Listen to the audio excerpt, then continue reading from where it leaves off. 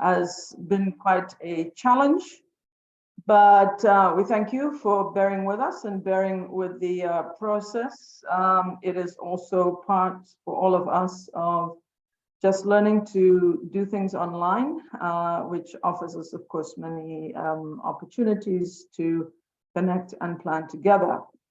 Yesterday, when we went into the groups, we realized that we had some gaps in terms of names and sign up and so on. So we want to make sure that this time we get it right. So we've asked the facilitators for a little bit of time just to get ourselves into groups again and make sure that we're in the right group and that we are connecting with fellow grantees working in similar areas to us so that we can start the planning of our joint campaigns.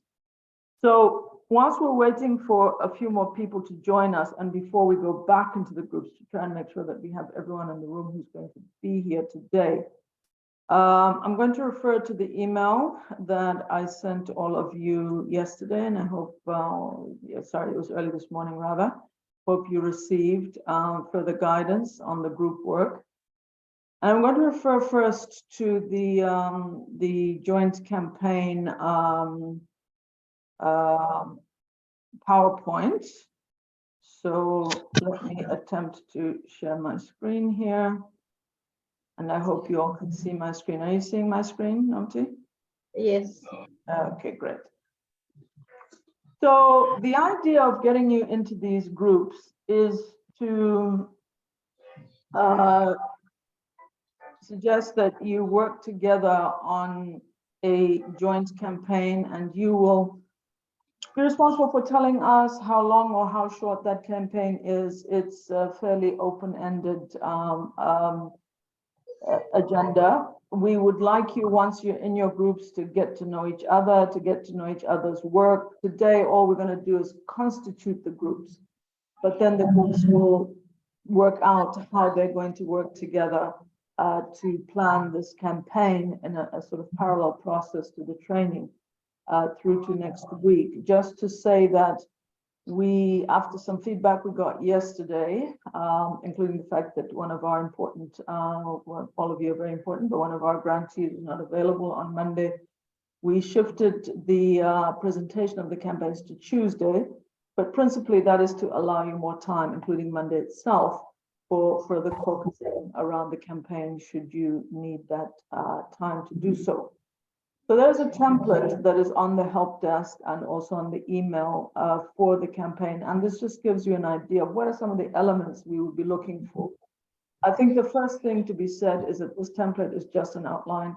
Feel free to make it your own, add lots of visuals. And of course, as you know, there'll be an award for the best presentation. The team that presents the most convincing campaign, of course, the most convincing campaign we will only know in the implementation. But at this point, we can only adjudicate the plan itself, will be to participate in the Women's Leadership Conference in Kigali. And that would be one person from each of the organizations. So if you have more than one person in the room, it will be one per organization for this budget accommodate. And there are 2 or 3 of you, there are 3 or 4 organizations in each group, which we'll come to in a moment. So we'll ask you to tell us what the objectives of your campaign are. What do you hope to achieve? We'll ask you to let us know what the geographical scope is. Again, we've tried to divide the groups so that they're, you know, we have different countries. We will ask you to tell us what the key messages are in your campaign. Coming from this training, we will also ask you, and that's such an important part of messaging. I mean, hashtags are all about messaging. What will be your trending hashtags that you will use on the day, on the day and all the other days to support your campaign? Goes together with your messages. What are some of the activities that you plan to do? So One of the activities that we have proposed are virtual meetings, dialogues. You will be up to you to plan those. But we have suggested some key dates which will come to the moment. And we'll be suggesting that you could possibly on those particular days and any others you might suggest have a virtual dialogue of some kind that all of us would then be able to participate in, and you would play a key role in organizing those dialogues. How would you be, what sort of social media campaign would you have? What sort of platforms would you use? And if at all you'll be having face-to-face dialogues, we'd like to know about that as well. To some extent, these campaigns can build on activities that you have already planned through this or any other branch. So this is really just a way to get you all talking about what you're doing and how you can link up some of your activities in creative ways. So we particularly, obviously, because this is kind of a test of sorts of the learning that will have happened over the next few days, would like to know what social media platforms you will be using to amplify your message. We'd like to know what key dates in the calendar you will be highlighting. So, for example, the 28th of September is International Safe Abortion Day. 17th of May is a day against homophobia, and so on. You'll see some of those dates flagged when we talk about the group work. Yesterday, we learned about the power of the first-hand account. The work that we do is with people. Our work has human faces, and first-hand accounts are very compelling in any kind of campaign, especially one that involves social media. But of course, there are also sensitivities around that, ethical issues, which again, we'll learn more about as we go through the training. So how do you plan to use first-hand accounts in your campaign? What additional resources will be used? And here, let me flag that in the help desk for each theme, we have pointed you to the latest barometer chapter, if it be on safe abortion or GBV, HIV and AIDS, all these maternal health, menstrual health, all these chapters that you are dealing with. We have, all these themes that you're dealing with, we have very substantive chapters in the barometer. It begins with key facts. It's lots of information about what's happening in the region. And we'd like to see an integration of the research that is done for the barometer in your campaigns. And we'd like to see how you will use those key facts to amplify the campaign that you plan to do. Then, of course, we would like to be clear in your plan, the roles and responsibilities. Who's going to be doing what? This is a team effort. So although you will all select a team lead, we would like to know that everyone in the team is going to contribute in a very meaningful way to the campaign. And then, of course, as the organizing committee, we would like to know what your next steps are going to be.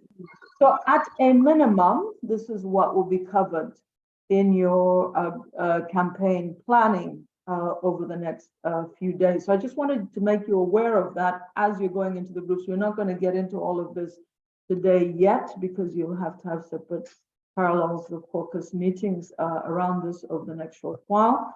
But let's keep this in the back of our minds, because that is what we are working towards. Great to see that in the time I was talking, we now seem to have a fairly full house. And our next part will be to go into groups. I'm joined by a number of staff from Gender Links who will be joining each of those groups, and from our flow communications teams, that in each group there will be someone from the facilitation team with you, just to make sure that we get names, numbers, etc., etc. So what I'm going to do now, and I'm going to do it deliberately a bit slowly to make sure we are all in a group. And apologies if for whatever reason your name did not appear on, or the name of the organization did not appear in the email I sent out yesterday, just saying we seem to be missing certain organizations we were working from the registration list. But now is a chance to make sure that we, each organization is in a group. What I'm going to do is I have two screens in front of me here, and I'm looking at the one with your names on it. And I'm also looking at the one that says which group we suggest your organization join. What I'm going to do is I'm going to say the name of the group, and I'm going to say the names of the organizations that we suggest should be in those groups.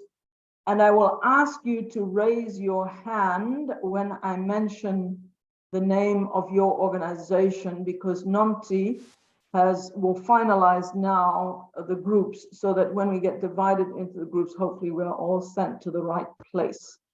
I hope that makes sense.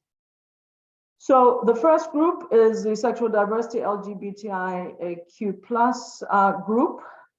There we have, and I'm going to read the names, and if your name comes up, the name of your organization comes up, please put up your hand. I'm sure you know how to do that. If you look at the little button that says reactions, there is a hand there.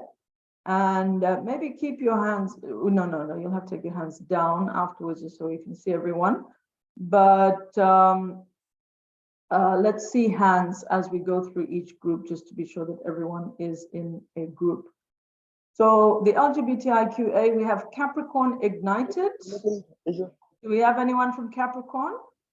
Can you put up your hand? Anyone from Capricorn? You seeing anyone? Do we have Master of Healing Foundation?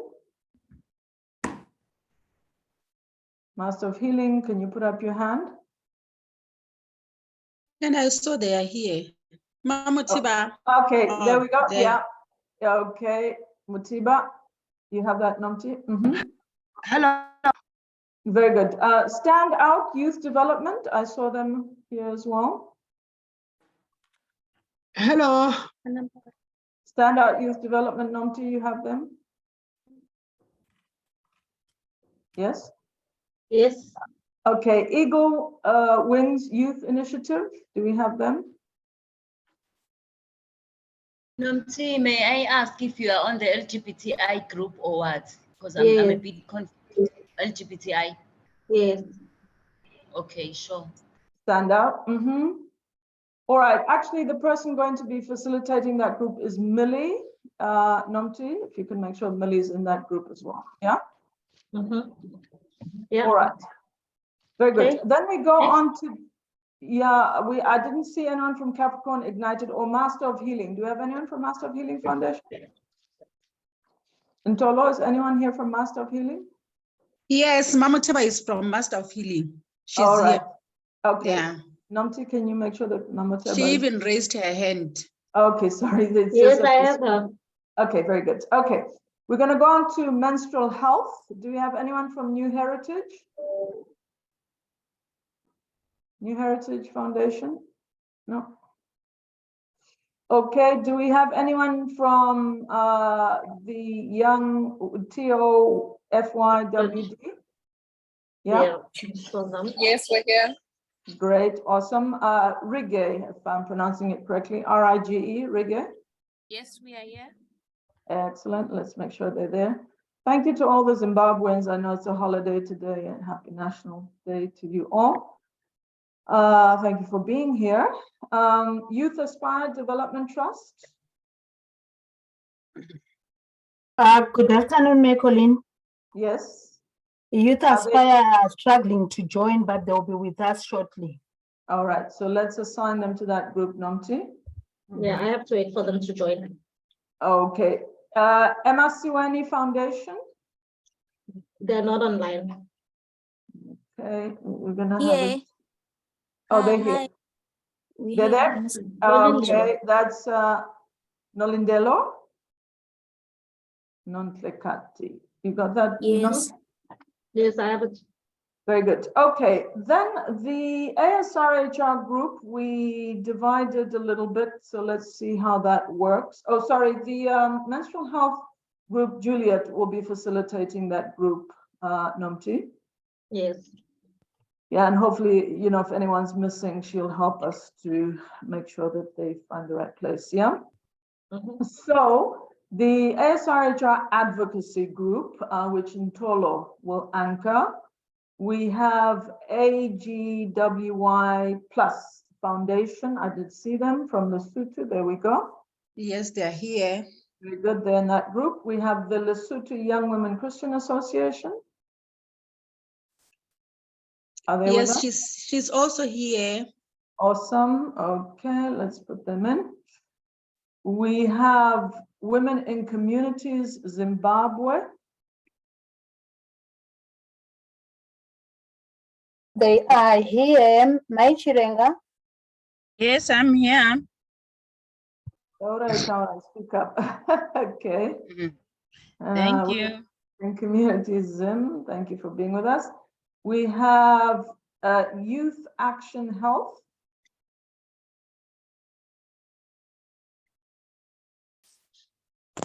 Youth Action Yes, Health, we are you here. Okay. Yes, we are here. Which name is that, please? Karabo. Karabo. You have that, Nomti? Yes, we are three. Oh, three of you. Okay, Karabo, who and who? Karabo, Nelly, and Edna. Awesome. Okay, well done, Nomti.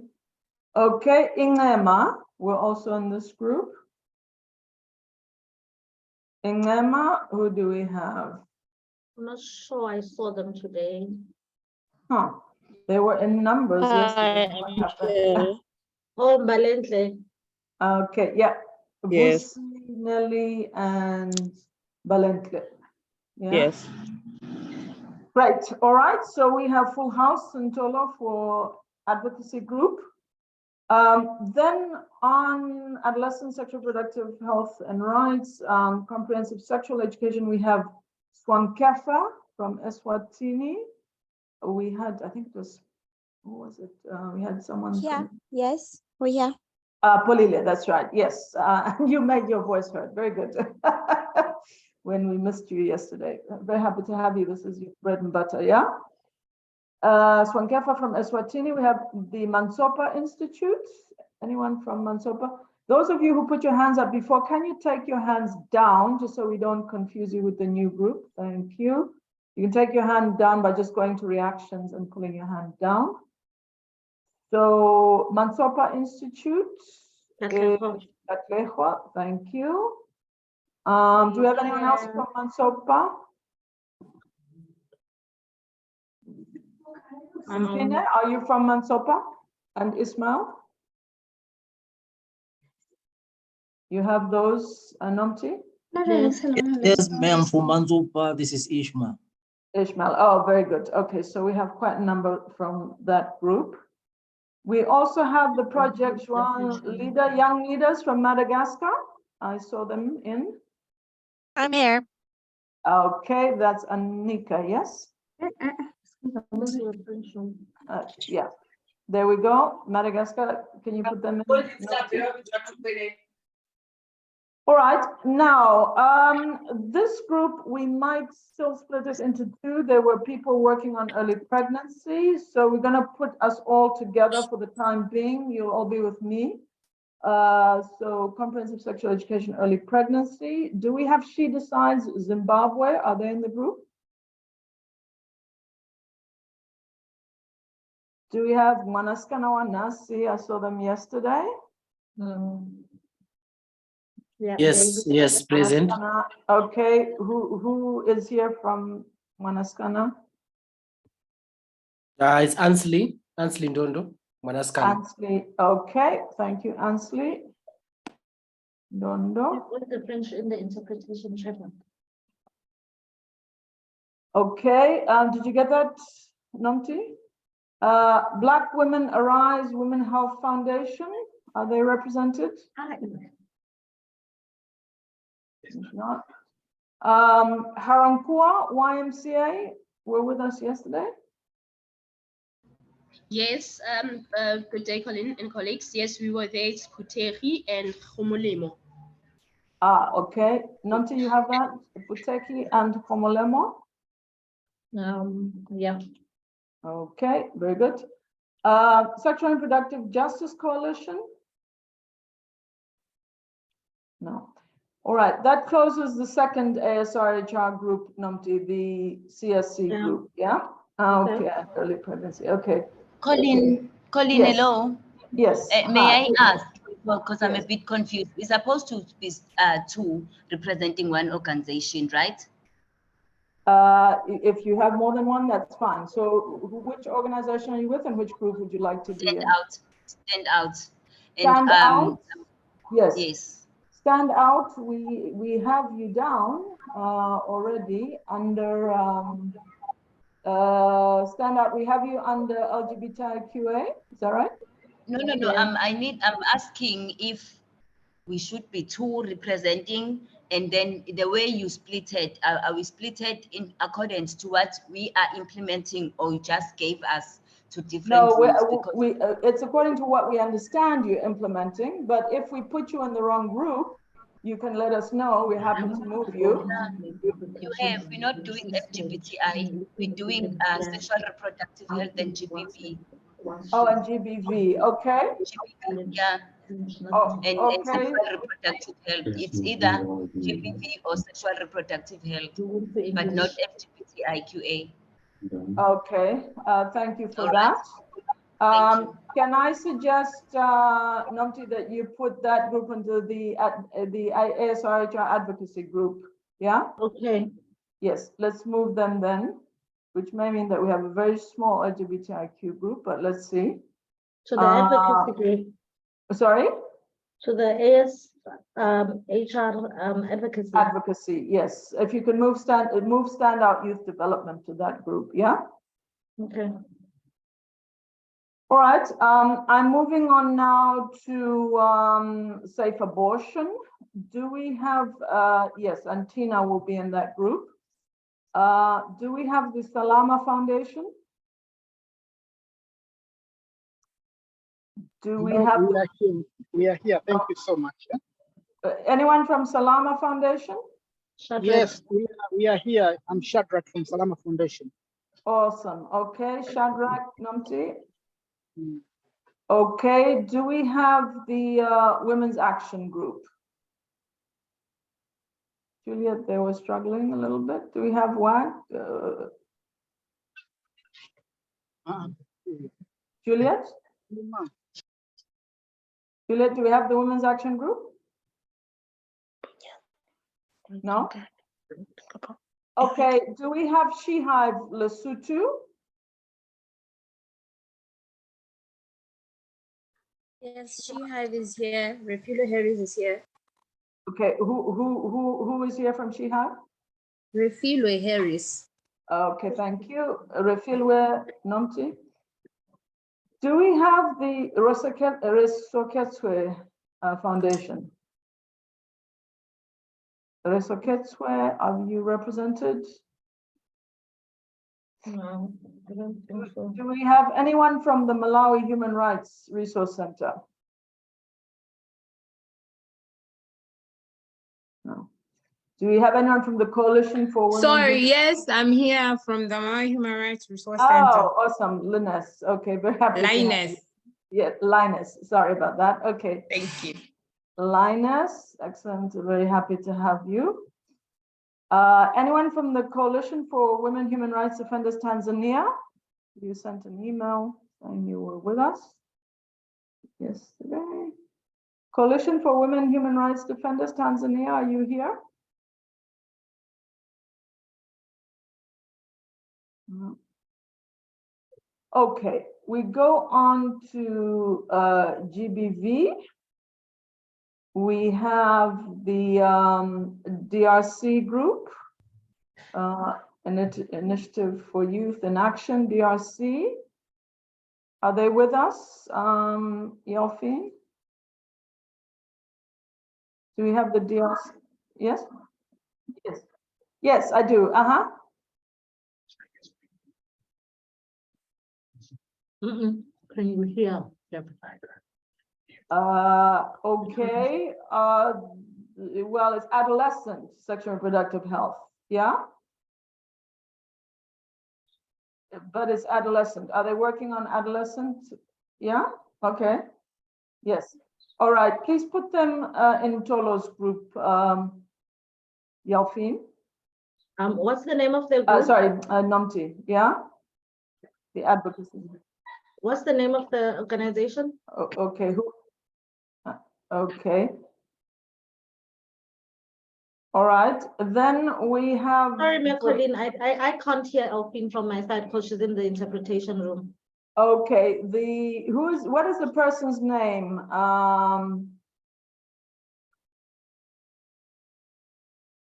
Udget. Okay, can you write in the chat, please? Yeah, because I'm not seeing the name on the list here. Okay. Okay. All right, we have the Southwestern Region Gender Network from Zimbabwe. Are they here?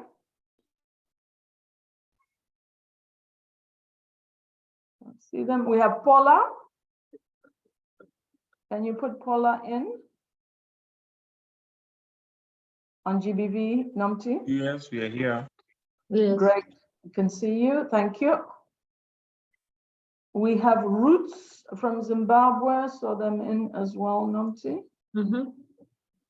Okay, we have Ingema. Not sure if they're in. Yes, I'm in, Namti. Okay, Roots. I'm in with Roots. Thank you. Ingema, do you have Ingema, Namti? I'm not sure. Ingema. Sorry, ma'am, they experiencing load shedding, but they are in the GBB group, yes. Okay, sure. Okay, yes. All right, we have Kwanele. I did see Kwanele in. We have Asfir Banda from Kwanele. And we have Leonora as well. We'll put them in the GBV group, please. Do we have anyone from Let Us Grow, Namti? No. Okay. Unlimited Hope Alliance Trust.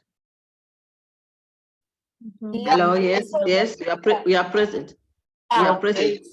Very Great, good. thank you. Okay. Yeah. All right, and then we have the Matabeleland National AIDS Council. I did see them in, yeah. I haven't seen them as well. I'm actually. I saw them. They were here.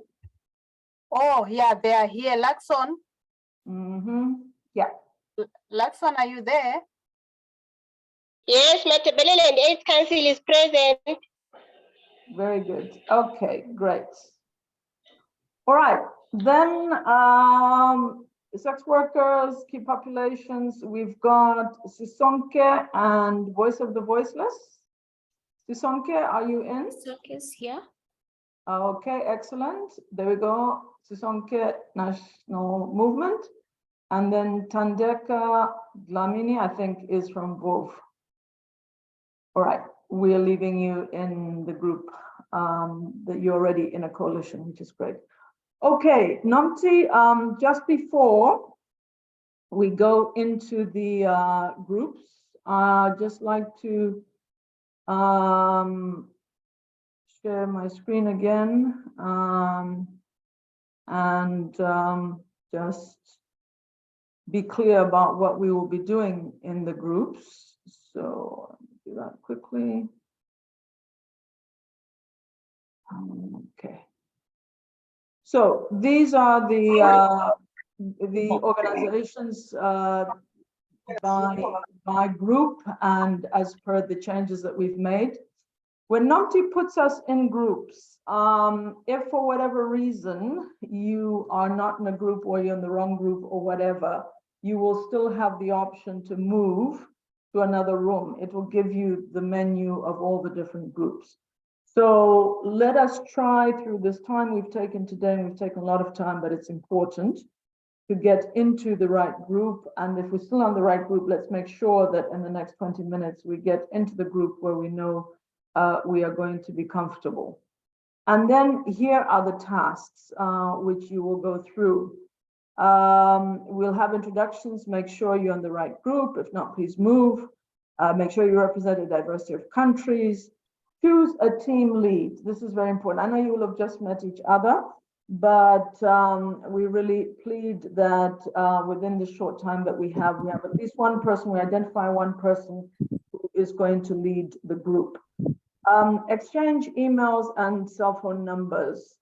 You can actually do this in the chat. We'll just take a picture.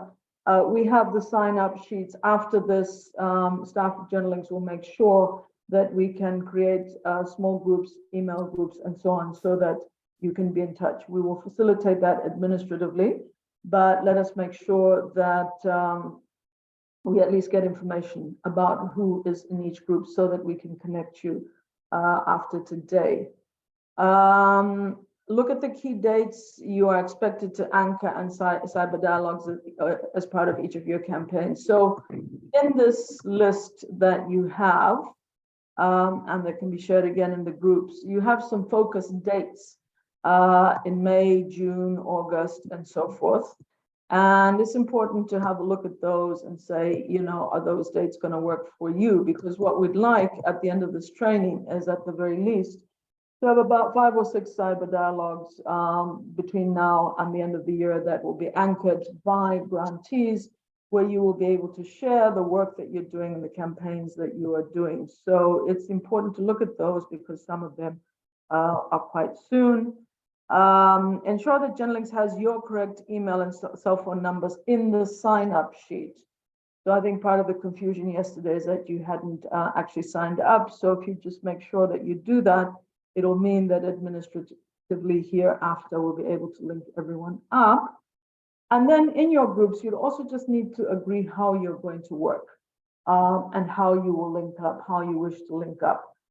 Do you all have Zoom accounts or another way in which you can link up if you need our help and support in setting up those meetings? We'd like to hear that. As a facilitation team, we will debrief after today's training and make sure that we can facilitate the forward processes.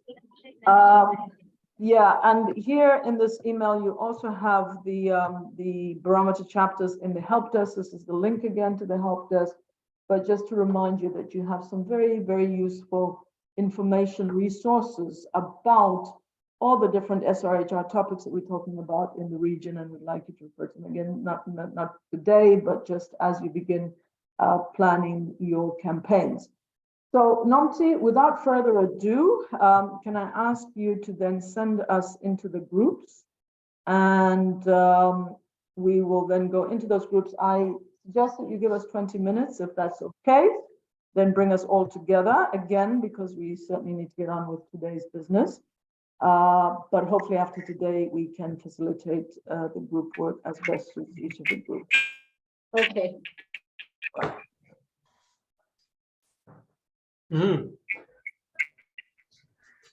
Okay. Please can everybody go to the assigned group that they are in.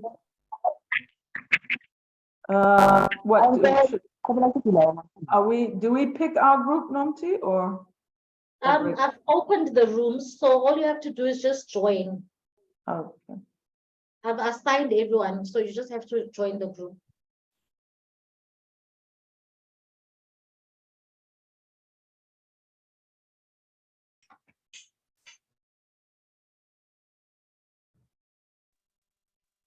Pano, please go to your room. How do I get into break?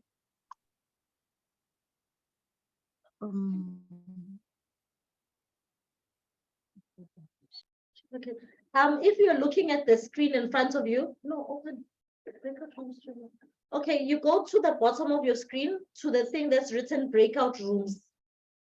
And then you press on it, and then you'll see the different group names, and then you go to the group that you've been assigned.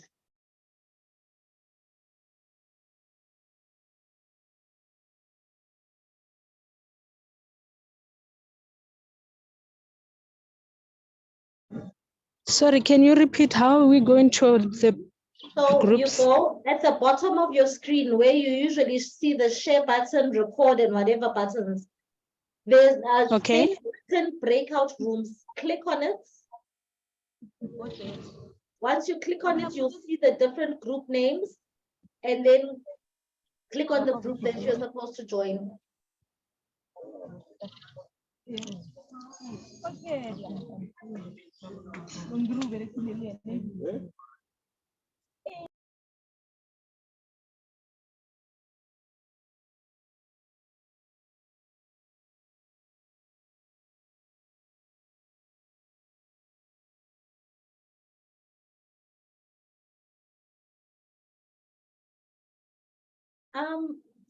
I can't read chat at the current moment because I'm also overseeing the whole process. So you need to unmute yourself so that I can assist you.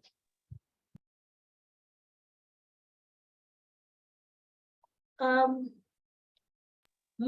Sikana, you're not supposed to be here. You're supposed to be in a group. Karabo, you're supposed to be in a group.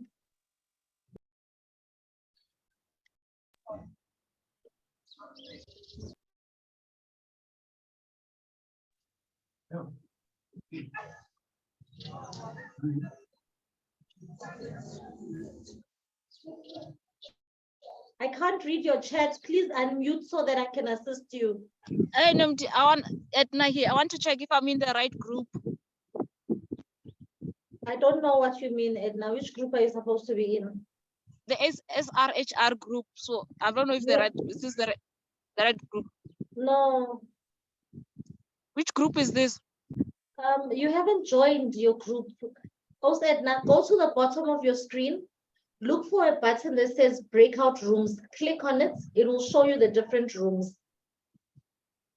Because now it's on. But I'm there. It's on the SRHR advocacy.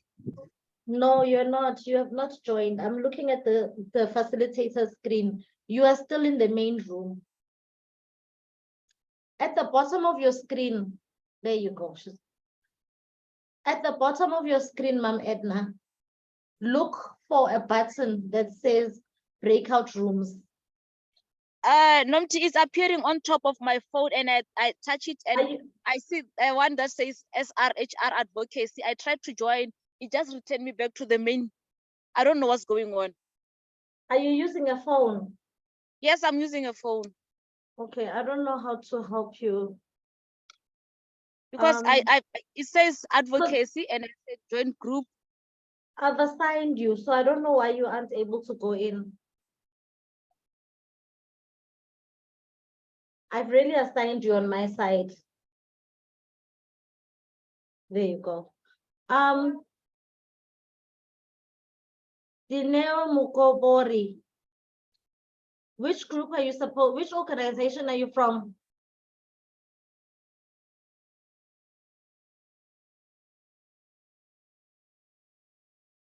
Karabo, Lebu.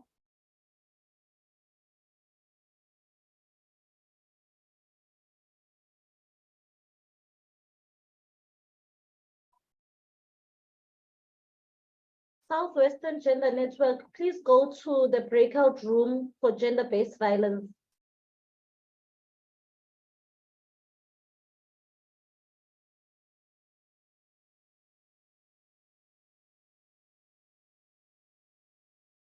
Southwestern Region Gender Network Zimbabwe, please go to the group for GBV. Yeah, Dineo, just look at the button that says breakout rooms and go to the room that you need to be in.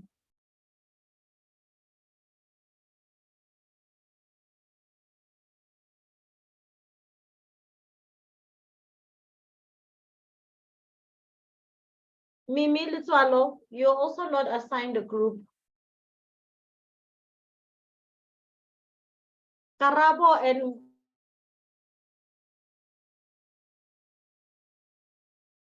you are not in the groups where you're supposed to be.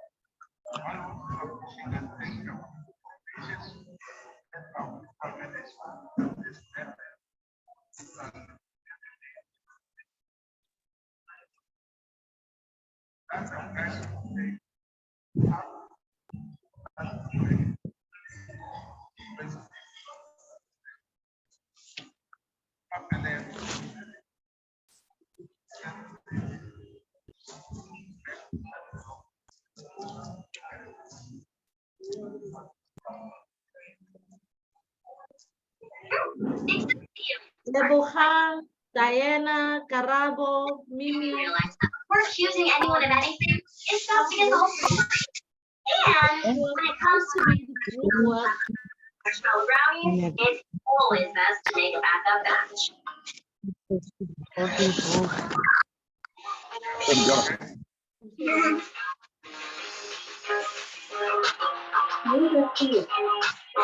Southwest region, Zimbabwe.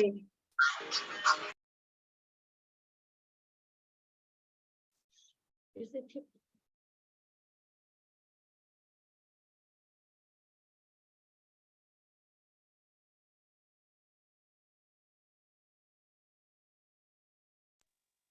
I was cut out a little bit for some time, so I'm just trying to catch up. My network was bad. Yeah, so you're supposed to join a breakout room, which is the GBV one. Yes. So please, can you go to that room? All right, thank you. Lebo, Karabo, Lillian, Mimi.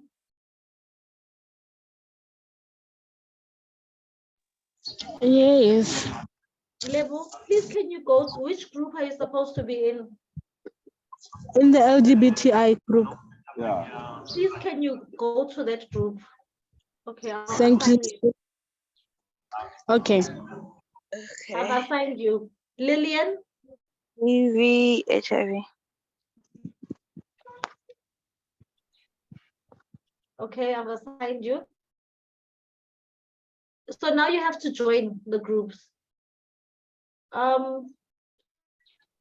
Muanasa, what? Muanaskana, Wanasi. Lillian, Oh, you. it's Hi. SRHRCSE. SR?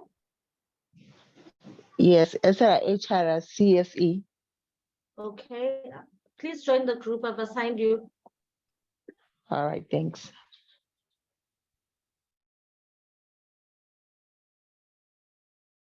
But how many times have I called this organization? How many times have I been calling them?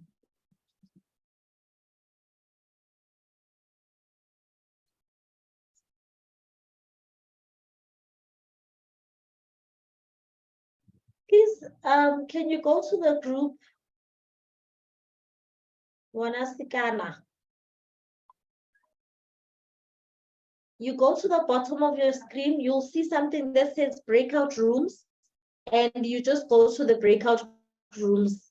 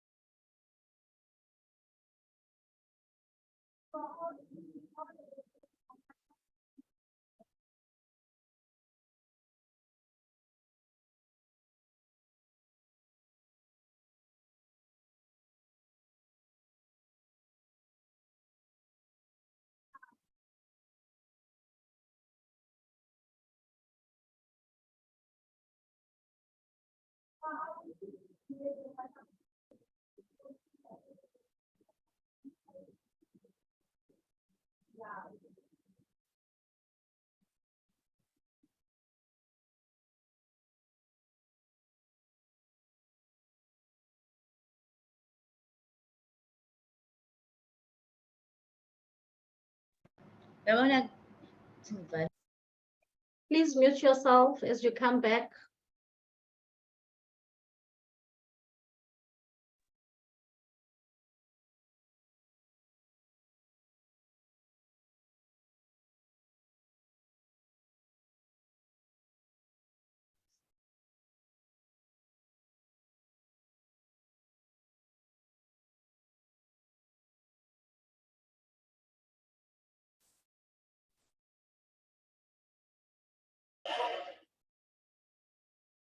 Please mute yourselves as you come back into the main plenary. We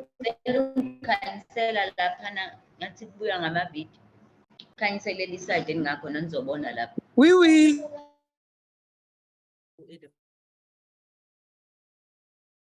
Hello, we are back in the main group.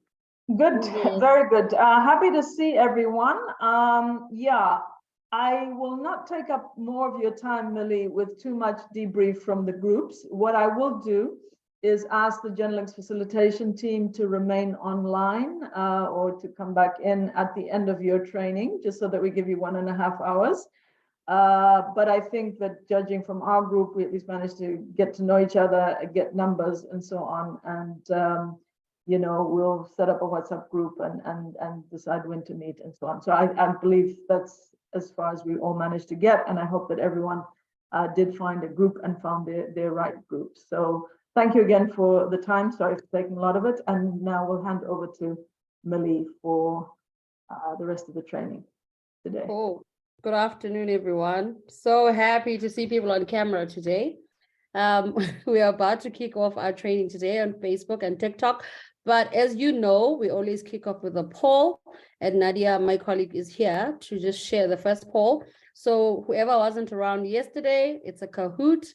You go onto www.kahoot.it and you use this pin or you scan the QR code. So if we could please get our phones out, scan the QR code or go into the site and use this pin. And as it comes through, we're gonna see them. And please mute yourselves. Minnie is already in. So when there are 20 people on the Kahoot, we're gonna get started.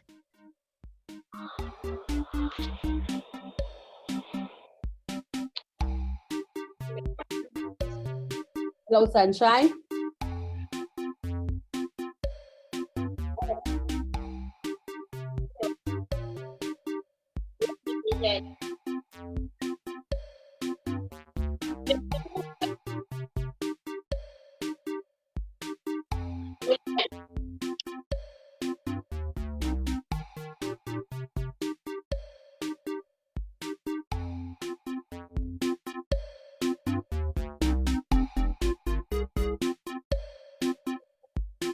Hello, please, can you give us the instructions again to get on the Kahoot? I'm going to share the link again that I shared yesterday. Just give me a second. But you just go onto kahoot.it and it will say enter game and then you're gonna use the pin that is being shown right now.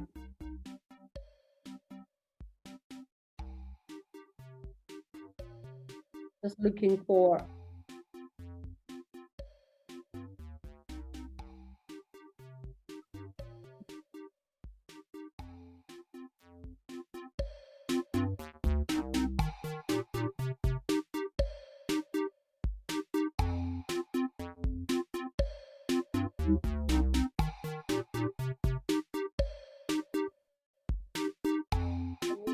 people in. Just gonna wait for 8 more then to start.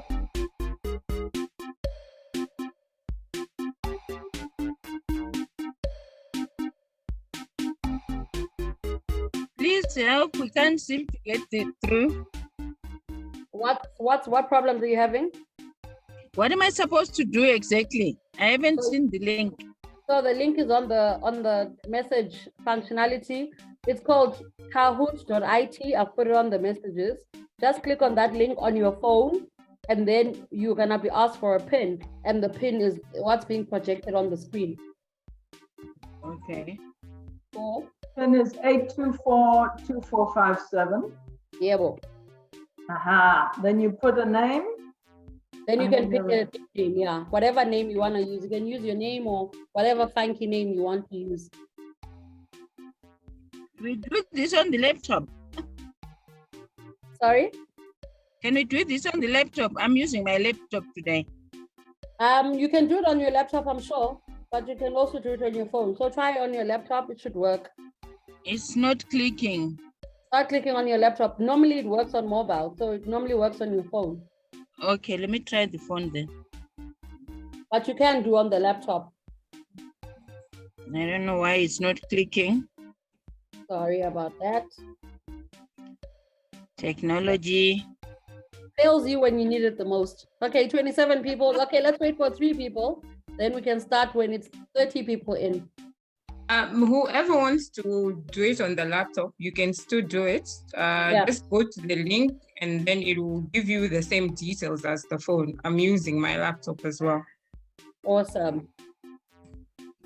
Yeah, maybe. Let me try the phone then.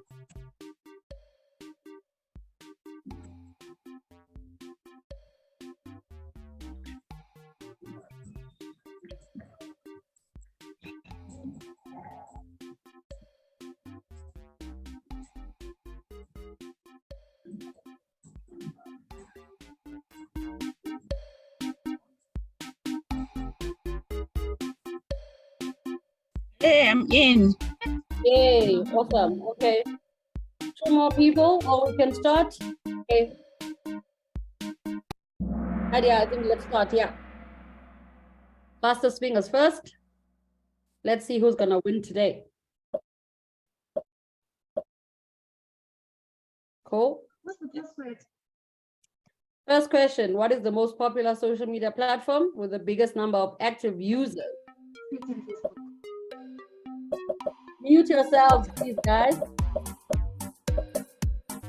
WhatsApp. No, you have to answer on your phone. Click on the right answer. And mute yourself.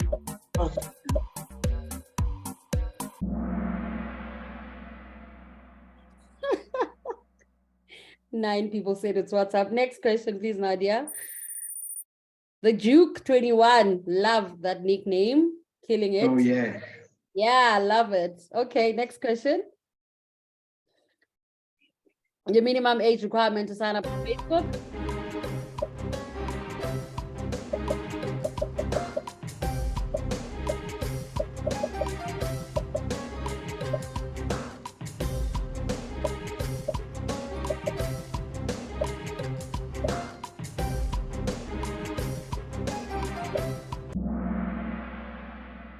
Eleven people got that right. You guys are such social media wizards. Oh, LGBTIQ is up. The Duke, what's going on? What's going on? Come on, come on. Number 4 of 11, who co-founded Meta?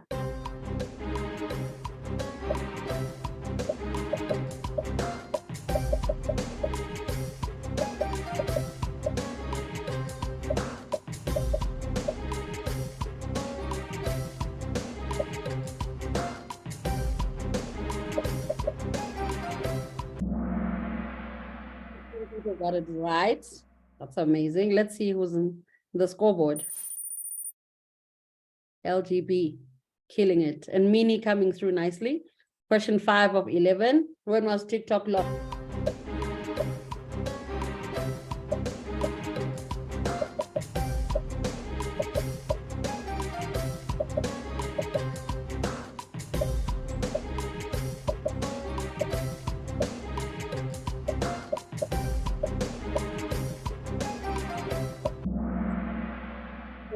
People getting it right. Let's see who's leading the scoreboard. Zoid, nice. And Tema Tembu is the highest climber. Keep it up. Mimi, Sunshine, and Mimi killing it. Next question. 6 of 11 will be done soon. What year was the United Nations established?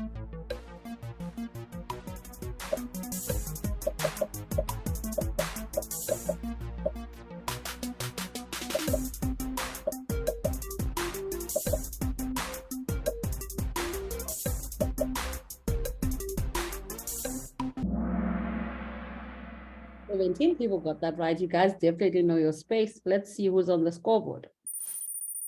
Kali is the highest climber. Soid is up in the game. And Ia coming through. Next one, Nadia.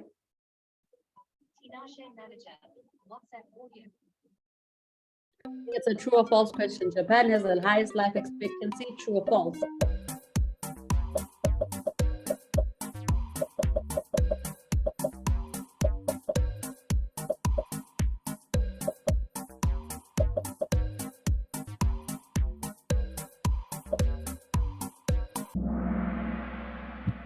Three got it right.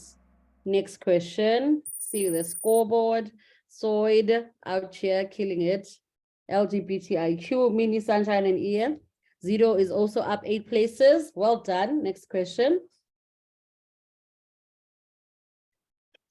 For double points, what's the hottest planet in our solar system?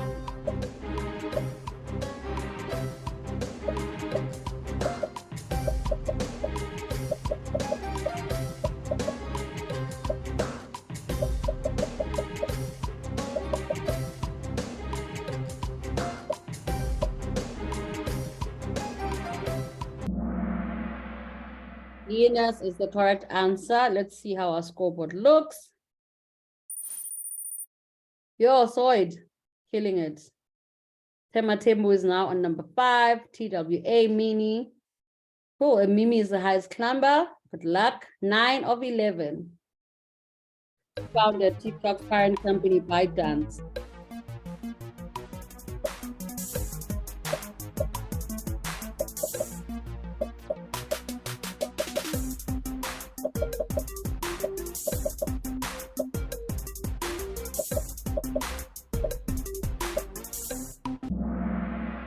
Ten people got it right.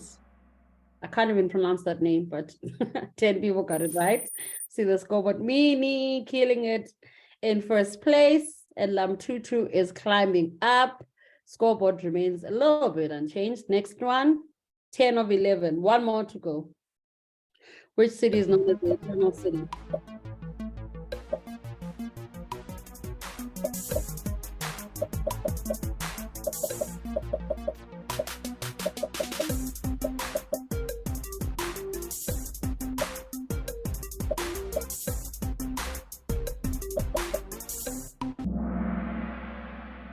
We got it right. It's Rome. And the last, okay, let's see the scoreboard. LGBTIQ back in number 1. And Queen is the highest climber, up 6 places. Okay, last question. Let's see who's going to win this. Who's taking it home for double points? Which planet has the most moons after recently surpassing the previous record holder?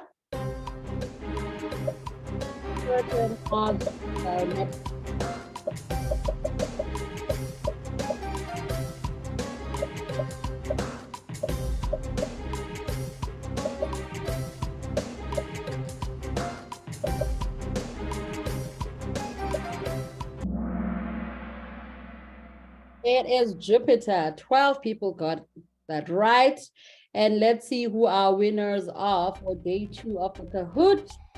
In number 3, LGBTIQ. Number 2, Mini. Well done. And in number 1, Floyd. Congratulations, Floyd. Congratulations, everybody. This wasn't an easy one. And we even have some runners up. Congrats. It was not an easy one. Thank you so much. Let me just project my presentation for today.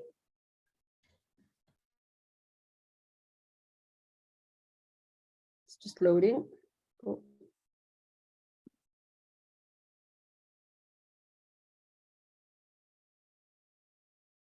Cool. Can everybody see my screen? And is it on full screen? happiness. So yesterday we started our training with news values and campaign management, and what are the makings of a good story and what are the makings of a good campaign. Today, we are going to be talking about Facebook, and we've just done our quiz, so I'll skip through that. We're going to be talking about Facebook, but before we get started on Facebook, we are going to be talking about current social media trends, what's trending on platforms, what new things can you tap into, and how you can use those as organizations. And then we're going to be delving into Facebook as a platform, and then we are going to be delving into TikTok as a platform, and then we are going to have like a little exercise at the end of today. So kicking it off, we are going to be talking about the current social media landscape as it looks in the world right now. There's a video that I wanted to play, but I actually don't think I'm going to play it in the interest of time. It is from Google, and it's called A Year in Search. So basically, when I send you guys your training material, you can be able to play this video in your own time. And it just showcases, you know, some of the most important trends of 2022 and trends that we are actually taking into 2023. Each and every year, Google, every month actually, Google has a trends list. And whatever would be trending in South Africa, from something as simple as Kaizer Chiefs winning, or last night if it was Arsenal or Chelsea losing a game, or any other thing that is of tropical interest, they would have like a trending topic that they would send to people. So this video was just talking about, you know, some of the trending topics from last year, which included like sustainable living, innovation, access to information, which I also think these are things that are very big in your spaces. So as I send through the training material, you guys will be able to play this video in your own time. So we're going to start with some stats. As it stands, the world spends 10 billion hours every day on social media. That is a lot of hours. I don't even know how to quantify it in minutes, in seconds, in each and everything. So basically, people are on social media every single day or every single waking moment of their lives. They are interacting on social media. They are buying things on social media. They're engaging on social media, or they are reading stuff on social media. So as brands, as organizations, we want to be on social media so that we can ensure that when people are spending these 10 billion hours on social media, they are seeing our content, they are seeing our campaigns, and they are interacting and engaging with it. The world as it stands today has 6 billion smartphone users, meaning that almost 75% of the population owns a smartphone. And why this is important is because all our content in our campaigns, in our social media pages and everything, we need to be mobile first. So we need to be mobile orientated. So when we are strategizing campaigns, when we are doing campaigns, we need to know, would these campaigns be able to work, you know, on mobile, and how do they look on mobile? So going back to the world population, so 55% of the world's population is on social media. That's over half of the world's population, and this is expected to increase in 2023. So I mean, gone are the days whereby if you needed to actually create a campaign, or if you needed to say a message, you needed to put an ad in the newspaper, in fact, send a pigeon over to the other side of the world, write somebody a letter. Now it is as simple as going onto social media, running your campaign, creating your social media pages, and making sure that people see it, because people are on social media and they are a captive audience in whatever space you're in. So this is just an overview of like social media use, what people are doing on social media, and the average time that people use on social media. So, I mean, if you look at numbers like 4.76 billion people are social media users, that is like a whole lot of people. People look at calendars, plus 23 million. It's a number that has gone up of people utilizing their calendars, planning things on social media. The average time spent on social media being 2.5 hours. That is 2.5 hours every time that is spent on social media. And it's expected to go up, because as people's attention span gets lower and lower, people just want to be on social media to be looking at cool photos or cool campaigns and everything. You want to look at the population that is above 18, that is on social media. 77% of people are on social media that are above 18. And this is the new, you know, your new followership, or the new people that you want to be tapping into. Your new target market is on social media. And the number of female social media users, at the moment 46.3, and obviously, and men are 53.7. I would actually have thought that more women were using social media than men, but it seems to be the other way around. So I think the most important thing for us to know is that social media is here, and it is here for us to use. People are online. We have a captive audience, and we need to utilize social media to our advantage and to work for us, and whatever campaign or brand we want to launch on social media.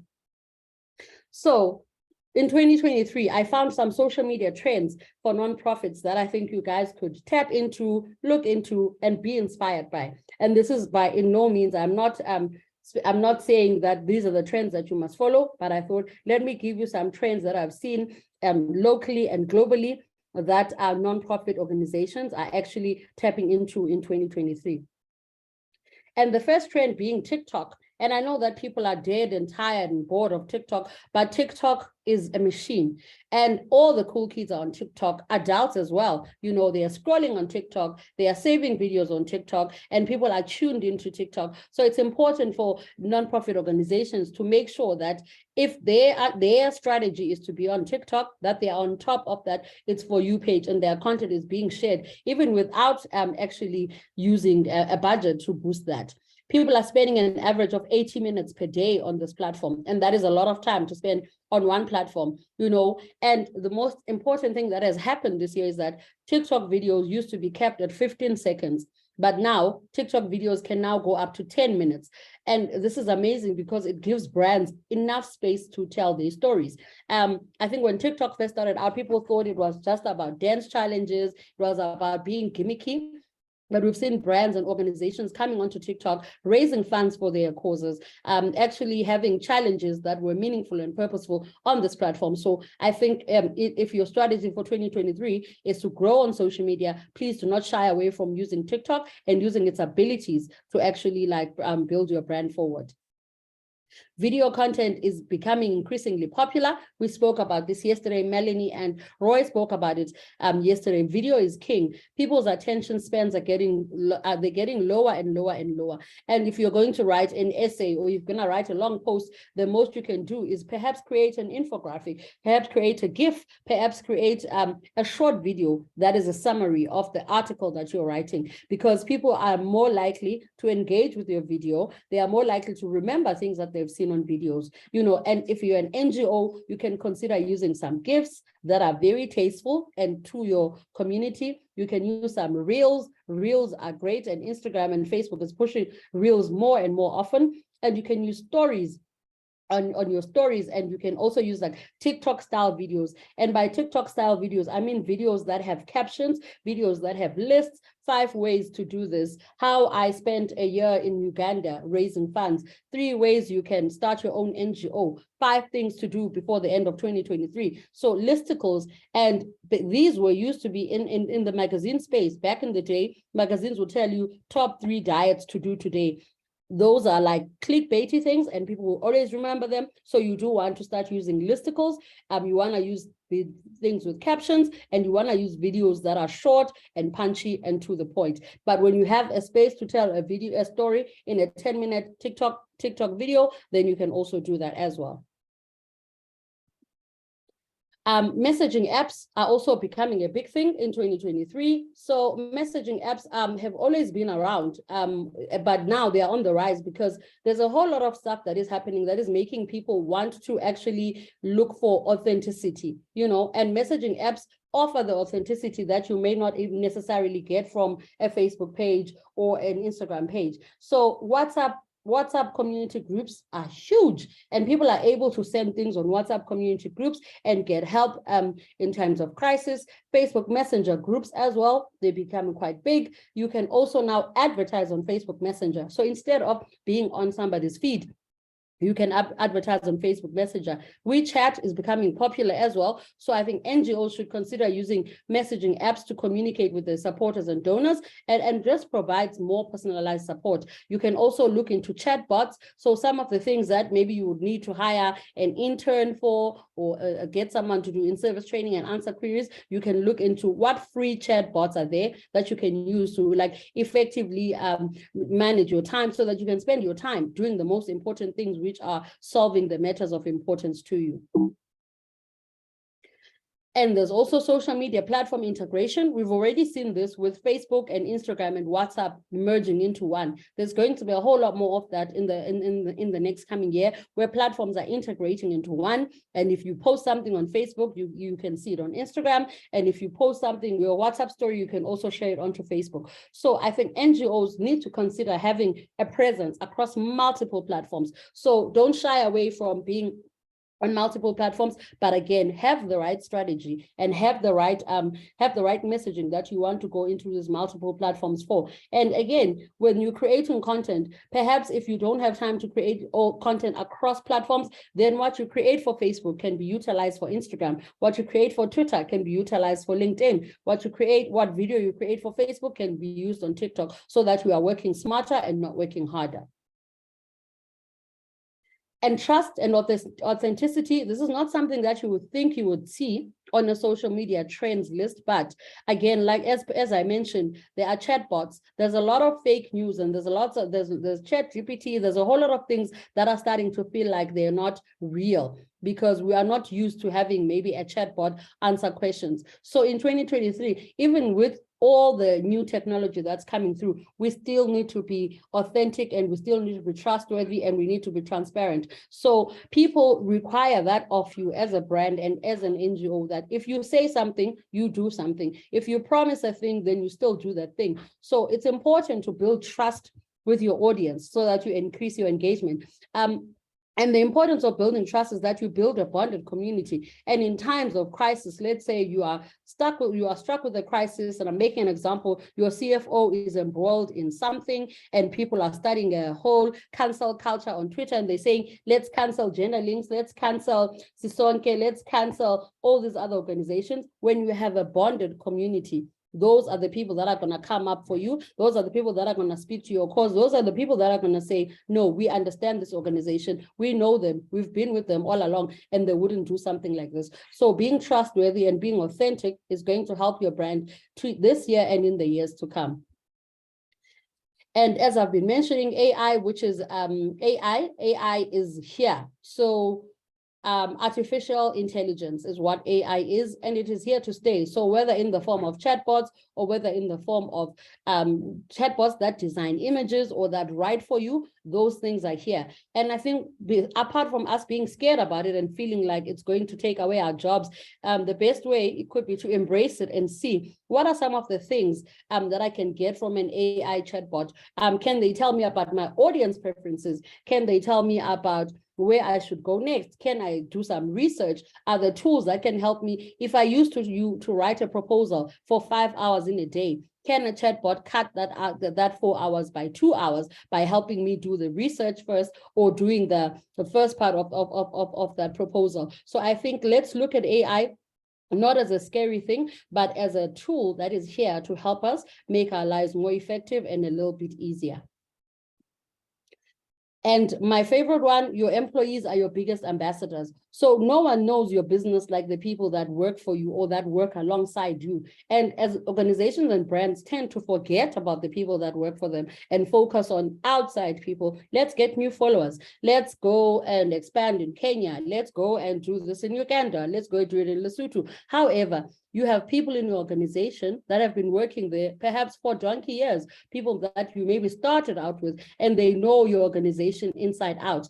And you want to equip these people with information. You want them to love the brand, because when people that work at an organization love what you do and they talk about it, they become your biggest brand ambassadors. And I think what it helps is that while you're building your brand and your NGO online, the people that work for you are also building their own brands, and they are spreading all the good messages. So we must not forget about our employees, and make them ambassadors, and just see how far they can share the messages across. And then some other social media trends that I found is that this year there's going to be a whole lot of new niche platforms. So platforms that you may not have necessarily heard about in the last year, these platforms are going to take over, the space of social media, like platforms like Post DM, like True, like Mastodon. I'm going to share links to these when we're done. There's a little bit of a tendency by some people to move away from mass platforms into more niche community groups, into more premium news sites where there's a little bit of safety, where there's a little bit of authenticity and comfort. So you must not negate the fact that there are going to be new niche platforms that are coming through. And as NGOs, you need to look into these platforms and see how can we tap into them. And also the other thing is that social media, sometimes things, Twitter will break and you will not be able to go in. But if you've got your own database or a newsletter database or a group that is outside of social media platforms that you can tap into, you are able to actually have your own followers that you can trust, and they're on a different platforms. So let's just see how you build, while you're building your brand online, how do you build another database outside of social media platforms? Should one day we wake up and Facebook doesn't exist, and now you've lost your 100,000 followers, where would you find them again? Build a database, have an email list, have an SMS campaign, use all the other platforms that you can, that you have at your disposal. Audio content is coming up again this year. You have already seen that Twitter has Twitter Spaces. If you are on WhatsApp, you've seen that WhatsApp allows you now to post a status as audio instead of writing. So this year, again, there's going to be a whole lot of audio content things that are coming up. Podcasts are growing in popularity. There's no reason why when you have your next event or you have your next seminar, you can't host a podcast of that. You can't host a Twitter space of that. Brands and organizations need to start creating more audio content. Even for, our followers who are blind, maybe they just need to listen to a podcast. And again, WhatsApp voice note statuses, they're now offering another way of engaging with brands and organizations without using images and videos. Augmented reality. So, we live in the 21st century. While we don't have flying cars yet, but we actually have augmented reality. You've seen VAR in soccer. You've seen how people will have an event and there'll be a hologram, or there'll be an AI bot that is telling people where to go, or how the program is going to run. So NGOs, if they're able to use augmented reality in the form of, even if you're on Snapchat using filters, or if you are an organization, let's say you are an organization in Lesotho, and maybe you need someone to actually take a look at your premises without actually being physically there. Could you create a video? Could you gamify that whole experience for somebody or your future donors to see maybe the progress that you're making without being physically there? And that is the part where augmented reality plays a role. So we need to look at augmented reality and see what are the things that we can do for people to actually engage and see our spaces without being physically there, because we are now in a remote way of work. And sometimes people are not going to be able to see us physically. So what gamification can we use for people to actually engage with us in an augmented reality way? Sorry. Okay. And then, as I mentioned before, stories on Instagram, stories on Facebook. Can you please mute yourselves? Yeah, I can. Okay. Yeah, I've muted her. Cool. And stories. So Instagram stories, Snapchat stories, TikTok stories, Facebook stories. Stories showcase a human side of the brand and organization. People want to know who is behind this organization, who is doing all this great work. What is a day in the life of a gender links person like? What does it take to actually do the amazing work that you do? So if you want to share stories on your social media pages, these are great, and this always get a whole lot of engagement, because people are looking for something real, they're looking for something authentic, and people want to read about people, they want to see people, they want to watch people, and they want to see what people are doing. So you need to tap into stories, and stories are easy. Literally a point and click off your phone, and you can take whatever great story, 30 seconds long, 60 seconds long, post it onto your social media pages and see how well it performs. And lastly, influencer marketing. So I saw from yesterday's case study that influencers were being used. But I think it's important to note that, I mean, when influencers first came out, influencers were the ones running to brands and asking, can we work with you? I've got this many followers. But I think influencers have actually become more sophisticated. If you see some of the work that they create and the videos that they create, it's actually out of this world.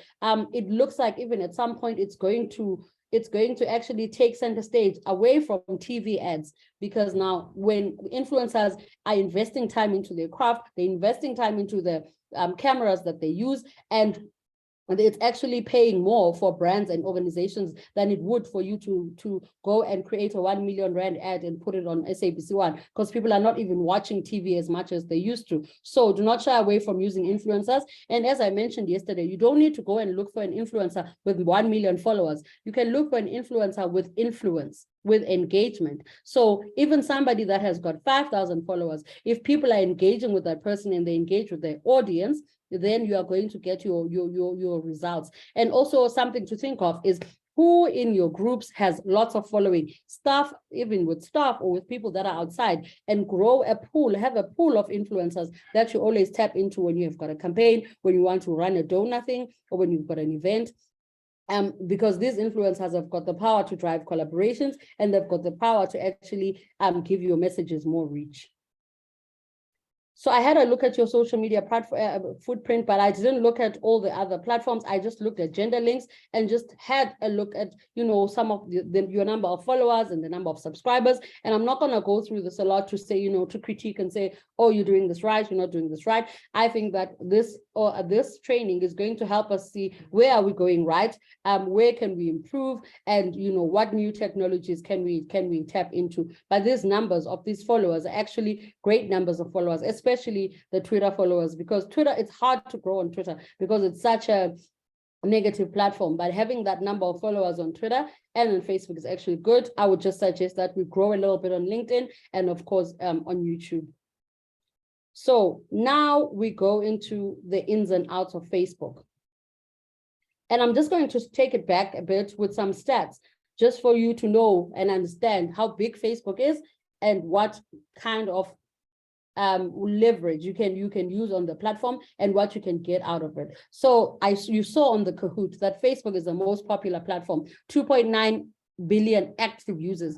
And I want to emphasize on active because a platform can have users, but they're not active. So Facebook has 2.9 billion active users. So at any given time, there are 2.9 active people using Facebook. And this makes it such a powerful platform for you to be on it, to have a strategy for it, to be intentional about what you want to do and grow on Facebook. I think a focused strategy on Facebook helps you to establish clear direction. So back in the day when Facebook started out, people just went onto Facebook and they would plonk images or they wouldn't post anything. But I think organizations have now become smarter and realize that when I go on Facebook, my strategy is Facebook is the heart and soul of my brand. I am going to post 3 times a week. I'm going to use these hashtags, and these are the kind of conversations I'm going to be part of. That's what I mean about being focused and clear. This is my tone. This is my voice. These are the things I shy away from, and these are the things that I speak about. So as an organization, if you need to shy away from sex, drugs, rock and roll, Christianity, alcohol, you shy away from those things. If you need to speak about those things, then you actually hone in and speak about those things. So this is what I mean about being intentional and being creative on Facebook and harnessing the power of video advertising. So I said tapping into the short form content that's TikTok style. It gives your followers, your current followers, you tap into your current followers and the ones that you hope to attract, because as your videos are on your feed, they're going to show up on the explore feed, they're going to show up on the search feed, and people are going to see your brand more. Using Facebook Live, using Q&As, using polls, using infographics is a great way for you to grow your brand, because you're not only just going there to put stock standard images and captions, but see what other functionalities of Facebook that you can use, and obviously user-generated content. I'm sure you get so many people checking into your organization or like saying or giving you reviews. You can use that content, on Facebook to build bonded communities. People use Facebook for messaging friends and family. That was the main reason why Facebook was there, was for friends and family. But over the years, things have changed a bit. So now people use Facebook to post and share photos and videos. They want to keep up to date with current news and affairs. They want to follow or research brands and products, and they look for funny content. So looking at this top 5 reasons why people use Facebook, you want to see how are people on Facebook? What time are they there? What are they looking for? And even in my content, is there a way that I can weave in clever copy to my images, clever copy to my videos, so that people know that this is what they're on Facebook. While they're on Facebook for things about friends and family, they can see all the other content.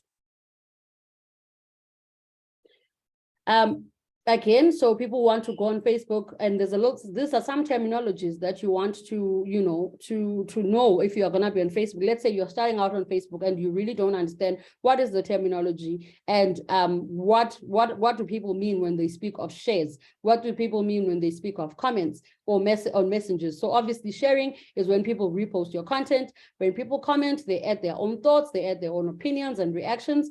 Messaging is when they're on Messenger. Boosting is when you are paying for advertising. So you are paying, let's say, 1,000 Rand to boost this post so that it reaches more people. That's what happens when you're boosting. Insights, we're going to talk about this today, and we're also going to talk about them on Friday. So what data and what analytics are there about my brand page? What engagement is there? What reach is there? What are the audience demographics? And how can I tap into these people more? And the algorithm is the most important thing, which is how often am I posting on Facebook? Are people seeing my content? Are they engaging with my content? Because if you're posting often on Facebook and you've got great content on Facebook, then the algorithm is going to push you higher than people that don't post and people that don't engage with they don't answer questions, that they don't engage with any of their followers. So you want the algorithm to work in your favor all the time if you're on Facebook. So what you can do to actually make sure that you do well on Facebook, the do's and don'ts of Facebook, is to actually engage with your followers. There's nothing worse than creating a Facebook page and then you don't engage with any of your followers. You don't respond to comments. You don't respond to feedback. The page is just there for you to plonk stuff in. You are being Kanye West of social media. And being Kanye West of social media is the worst thing that you can do, because what it means is that you don't care about your followers. You are there for your own propaganda, and you want to only talk about yourself, but you don't want to answer questions from your community. You don't want to hear what it is that they want to see more of. Like I said, use polls, ask people, where are you engaging with us from? What topics would you like us to cover? How many people are affected by a certain thing? So that it doesn't feel like you are, as a brand, you are always pushing your own agenda, but it feels like it's a collaboration and it's a community. Using Facebook Live to showcase your events and projects and allowing your people to see your impact in real time. So let's say you are opening a new clinic, or you are helping somebody, or you are helping a client with money for a case. Maybe you want to go live on that. If that works for you, you want to use your Facebook Live. You want to educate people about any issues that you want to talk to them about. Because the beauty of social media is that you now have a chance to engage and connect with people all over the world, and it's people you were never going to meet on a daily, but now your followers could be anywhere. So if you do go live and you have events, you want to actually, tap into those people. You want to use Facebook ads, and you've got budget, use Facebook ads. And you can base on people's interests, on people's locations and demographics, and make sure that, you target those Facebook ads so that you can get more reach. Even if you don't use a lot of money on Facebook ads, you are able to actually give your page a boost, because once Facebook boosts your content, people are going to see it way more in their feed than they would when it's not boosted. And use the fundraiser tool. I know it's hard for in South Africa specifically, because there's a whole lot of back end process, but if you can get Facebook to acknowledge you as an NGO, and you can create your fundraising campaigns, and actually makes it easier for people to donate and share the campaign with their networks. And some don'ts. So I believe in a brand having a brand Bible. Have a brand Bible that anchors you. And the anchoring of a brand Bible is this: I as Gender Links, or I as Women in Community, I as this organization, this is my tone, this is my voice, this is what I speak about, this is what I don't speak about. On Monday, this is what I post about. On Tuesday, etc., etc. Once you steer away, once you start deviating from what your brand is online, your followers are going to see this. You don't want to dilute your messages. Whenever people come onto your Facebook page, they need to know, I am on this Facebook page and this is the stuff that they talk about. And don't overshare. I mean, it's important to stay active on Facebook, but we have seen organizations where there was a meeting that was happening and there was an amount that was donated to a certain organization, and somebody in the organization took a picture and shared it on Facebook, and that is confidential information. So you cannot overshare confidential information, and you cannot overwhelm your followers. And again, don't ignore negative feedback. So negative feedback is not all bad. If somebody is giving you, constructive criticism on Facebook, what you want to do is to say, hi, Meliswa, we have noted your query. We are going to be taking this up with management or whoever. So don't ignore things and do not delete negative comments, because that makes you look guilty. So if somebody has a negative comment, what you want to do is to take that comment outside of Facebook and take it into a direct messaging functionality or over email. Then you can deal with it away from the prying eyes of social media. So you also don't want to use clickbait and misleading headlines. And misleading headlines, I'm sure you would have seen them maybe on pages like BuzzFeed. Top 3 things that happened today, you won't believe number 5. And you click on the article or the post, there's no number 5. So don't use clickbait and misleading articles. This can damage your credibility. And your organizations work with such amazing causes. So you don't want anything that can damage your credibility. Because I think we've seen in recent years that in social media, it's very easy to build a brand, but it's very hard to build a brand, but it's so easy to break credibility. In a second, everything can go to dust. And don't post content that violates Facebook community standards. And Facebook community standards will tell you. So if there's hate speech, if there's bullying and harassment in your copy, don't post that. If you're using a video, don't use people's music without asking those people, because that's copyright. And let's say you're creating a video and you don't have a lot of budget, rather use free music from Facebook instead of using, instead of using John Legend's song, when you haven't asked John Legend if you can use their music, because they literally can take your page down. And for me, the most important thing isn't as a brand and as a human being is that if you would not post it on a billboard, don't post it on social media. So if I, as Meliswa, would not post something, would not post it on a billboard, then I don't want to post it on social media because my name is aligned to that.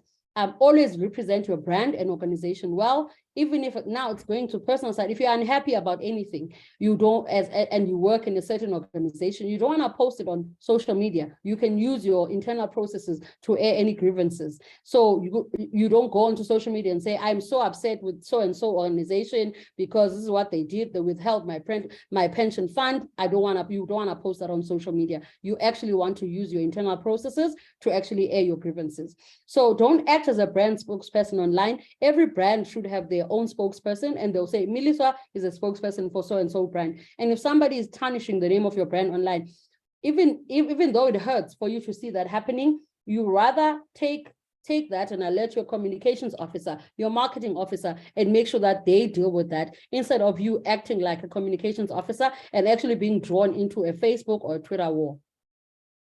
You want to set Google alerts on yourself to ensure that all the content that is posted about online, it reflects your personal brand. So even if there's new things that are being posted online, those need to reflect your personal brand.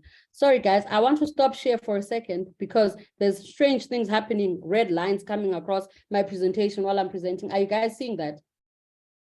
Yeah, Millie, I'm seeing that, but I don't know where they could be coming from. I don't know. It happened yesterday as well. So I'm just gonna stop share and reshare again, and hopefully it doesn't happen because okay, I'm resharing again because I saw this. And then we do have some comments in the chat box. Okay, after Facebook, I'm gonna stop for some comments. Okay, sure. Thank you. And okay. And then, so you must set Google alerts. So Google alerts actually help you when there's something that's been written about your brand. Perhaps you don't have a PR officer and something has been written about your brand and you are not aware. So you want to set Google alerts so that every time something is online about your brand or your organization, then you are being alerted. And then the last thing, you don't want to retweet or share information that does not align with your personal brand or your professional brand. And this is for you as people that work for these organizations, because sometimes a retweet feels like an endorsement. So if something doesn't align with who you work for or you as a person, rather do not retweet it, because when trolls are coming out for you, they're gonna say, oh, Nomti retweeted that people should not be getting equal pay. And then it becomes about Nomti, the communications manager of Change Voice SA, says that people should not be getting paid equal pay. And that's not what you said, but because you retweeted something, it feels like you are endorsing it. And also never post in the heat of the moment. So if you're upset about something, or if maybe something is happening between you and somebody at the organization and you want to post, then rather take a step back, think before you post. Don't think that private messages online are private. People always take screenshots. So even if you as a person are involved in an altercation with someone else, do not engage with that kind of stuff, because people can take screenshots and then you will end up in another brawl. Again, would you say it aloud in a room of 500 people? And if you can't, then don't say it on social media. Don't rely on the delete button, because even though you have deleted something, the internet does not forget, and social media is forever. Maybe one of you is going to be like the president, or you're going to be like someone in the UN, the Kofi Annan of the next 10 years. And then they'll say, oh, Nomti once posted this in 2010, and these are her views. So social media with great power, there's also great responsibility that we need to exercise. And again, don't share sensitive information about the financials, the people that are getting, if someone is getting fired or there's something happening in your organization, do not share that on social media. And even in your personal profiles, if your personal profile has Miluswa works at Flow Communications, I need to be very careful of what I post on my personal profile, because my LinkedIn profile is linked to me and my name. So whatever it is that I post, I just need to do either sometimes even do a cleanup of your social media, personal pages, and see what is on my social media pages. What am I tagged on? And, does it reflect my brand as a person? Does it reflect the organization that I work for? And if I'm happy with that, then it's all good. And obviously do not share fake news. I'm almost done with Facebook. And these are some content post ideas for organizations. So you want to post engaging content, give people a reason to care. We've seen many times where a brand or an organization, because you care about a certain cause, you think that everybody has a reason to care. So whatever you're posting has to have a call to action. It has to have a why. It has to have a reason why Miluswa needs to act on this certain thing. It must say, this is what's happening in this organization. You can support our efforts by doing so. By you supporting our efforts, this is what we're able to achieve. So you want to share compelling content, which I think some of the organizations here, when I researched you guys last week, you are already doing fast facts, you are doing did you knows, you are posting content that cannot be found online elsewhere. You want to write shorter copy. The sweet spot is 300 words on Facebook and on Facebook. So the shorter, punchy, and to the point. You want to use branded content, and branded content is really amazing because even when people share it, your logo is there, your tagline is there. People can always make the correlation that this post was shared by so-and-so organization and it's from them because it's branded.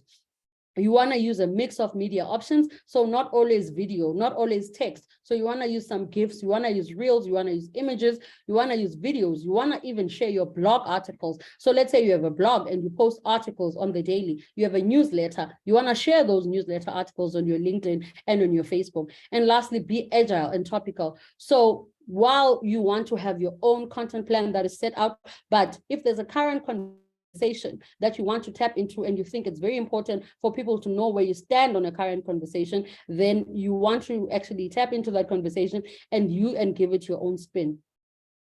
Some tips to make use of social media. So use social media to drive traffic to your site. Like I said, what's your call to action? What's your reason for people to care? Donate on the website, read about us on the website, hear our stories on the website, sign up to our newsletters on the website. So you want to have an ecosystem whereby someone comes onto your website, to your social media, to your newsletter, to your internal mailer, to your WhatsApp chatbot or anything, so that it feels like a whole, cycle and a funnel. Use pictures and videos as often as possible. Be professional. I'm going to talk about tools that you can use, like a tool like Grammarly, and I'm sure you guys know about it, that can check your use of grammar and spelling, and it's free. Because what you don't want is you to have a compelling, amazing post and for it to be tainted by a typo. I always say it's like the stain on a white shirt, because you are wearing this beautiful white shirt and everyone is focused on a tiny stain on it because it is tainted. And so that's what happens when you don't use the correct grammar and spelling and you don't sense check your copy. become familiar with the language that's being used on platforms, and what popular hashtags can you go into. Giving Tuesday, and every other hashtags that are popular in your space. Think of social media as a space to build relationships. So I said earlier, don't go into social media and say, I'm going to bombard people with all the information in the world, but I'm never going to respond to anything. I'm never going to actually give people a chance to talk to me. I'm just going to talk at them. So you want to use social media as a place to build relationships, build a bonded community. Feel like the girl or the guy next door, or somebody that's understanding, or the auntie that's understanding that we can speak to. You want to tag other organizations as well. And you guys are all in a space where you can tag people. Let's say we're talking about menstrual health, we can tag a certain organization. Safe abortions, we can tag them. We're talking about LGBTQI, we can tag those people, so that it feels like a community of organizations that are working towards a greater good. You want to be responsive, so respond quickly to comments, complaints, and questions, and never get scared when somebody is giving you a negative comment. Don't even get scared. Buy yourself time. Take a step back and say, okay, let me buy myself time. Let me take this offline, and I will find a way to respond to it as quickly as possible. Okay, and these are just how to use Facebook Live for your organizations, in case anyone needed a refresher on that, how to use Facebook Live, and how to tag organizations on Facebook. And you want to use the @ symbol to tag people, tag organizations that you want to talk about, and it will come up in your drop down. And then before I go to the analytics, I think let me stop share so that I can see what questions there are in the chat group. Is that cool, Nomti? Yes, Minnie, that's fine. Would love to see, okay, I don't know which ones came first. Would love to see a list of free or low cost tools for AR in the resource deck. Really interesting and exciting possibility. Okay, I'll see if I can include that. How do you set Google Alerts? Kwanele, you go onto Google, and I think there's an ellipsis on Google that has, or either you go to Google Alerts and then you can type in your name or the name of your organization, and then it will actually allow you to set up a Google Alert. And you can say if you want to set a Google Alert on yourself, or if you want to set up a Google Alert on your organization. Just gonna scroll up and see if there were any other questions. So it's just a question, and then Kwanele answered, is Facebook not becoming obsolete if you look at international trends? Oh, so no, I don't think it's actually being obsolete if you look at international trends, because while other platforms are there and they are gaining traction, I think Facebook still has a big share in the ecosystem of social media, because it's still a platform that allows you to connect with friends, family, alumni, and still with brands. Obviously you're gonna see like a bit of movement from people migrating from Facebook maybe to Instagram or to LinkedIn, but Facebook still has a bigger hold because of the UX that is being used there. It's easy to use. You know where you're going, and you can get all your information all in one space. And I think for brands and organizations, Facebook for me is still the best when it comes to like targeted marketing, your ads, and it's cheaper to actually boost your stuff on Facebook than all the other platforms, because Twitter, maybe you'll need to start with 10,000 Rand, but on Facebook, even if you have an event and you have 500 Rand and you want to boost a certain event, you can start from as little as that. So I do think that while we're seeing all these trends, there's a reason why Facebook still has 2.9 billion active users, because stuff is working on Facebook. How do you get Facebook to recognize you as an NPO for fundraising? So there is a process there, Vusi, that you can apply for Facebook to actually see you as an NPO. But the last time I checked, you also needed to have a US or UK bank account for them to actually recognize you as an NPO. So I'll look for, we're still together for the next 5 days. I'll do a little bit of research and see if I can share some links of what you can use. But once you go through that whole process, you can actually be recognized on Facebook as an NPO and NGO. And I think there are actually some rebates that you get when you're doing your Google ads, so that and you pay a little bit less because you're an NGO and NPO. Even Google will even give, there's also Google grants, which we'll talk about as well, when you're an NPO and an NGO, and you get some money from Google to actually do SEO keywords and to actually do a little bit of advertising. But I will actually try and put it in my presentation for Friday. Happy? Okay, I'm going back to my presentation. Yeah. So share screen. Cool. So tagging, you guys are happy with tagging. So these are some analytics tools that I wanted to talk about. Obviously, the first one being Facebook. Facebook has got amazing analytics tools, and we all have them as brands, as organizations. You have your analytics tools, and I think these are really amazing because they do drill down to know what the performance of your page is. It will give you data on your likes and your engagements and everything, and you can actually compare even over time. Have things changed? Are there new trends? Am I getting new followers that I didn't have? Is there an age group that is now coming up? So I think as organizations, you really need to pay careful attention to your insights and use the insights to actually drive your content and your campaigns. Because if you are seeing that you are now attracting a younger base of 18 to 24-year-olds, there's something that you need now to do so that you can tap into that audience, speak in a language that they understand, and actually just like connect with them. So use your insights. Don't just ignore your insights. Use the insights, use the analytic tools, and just when you have time, drill down into them to the T of where your followers are coming from. And sometimes with brands that I manage, we even speak in that language. You know, if you see that most of your followers are coming from Kigali, you want to speak in the local dialect so that they feel like they're included, so that everything is not always in English. You know, you want to speak to people in a language they understand. You want to use imagery that they can engage with. I see that a lot with Netflix. Netflix will speak in a certain dialect of that actual country. They will use memes and GIFs and images and videos that actually speak to the people of that country that they're in. So use your data and your analytics to actually inform your campaigns and your projects. Hootsuite, we're going to speak about more on Friday, and we spoke about it yesterday as well.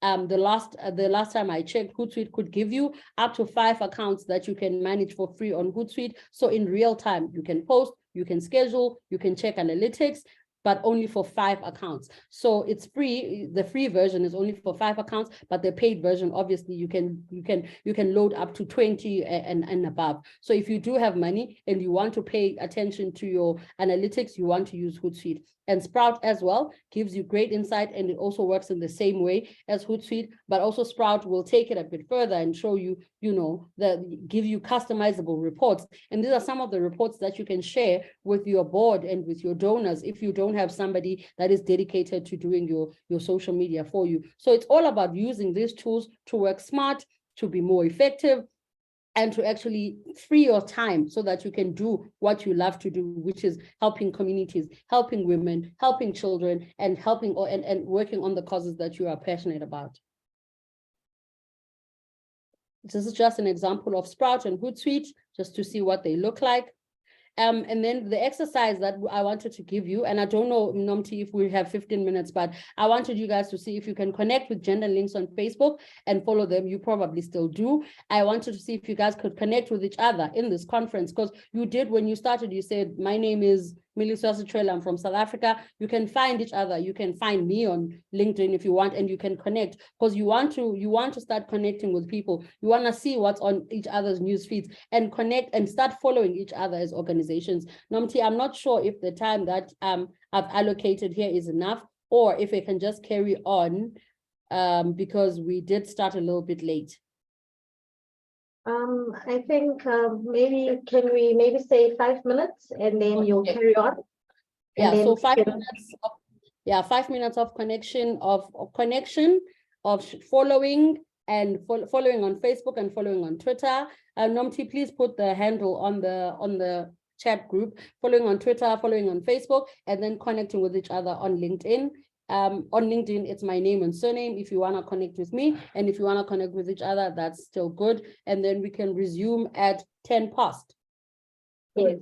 Millie, can I suggest that maybe, because we have Twitter and LinkedIn still coming, that maybe we focus on Facebook for now? Sure.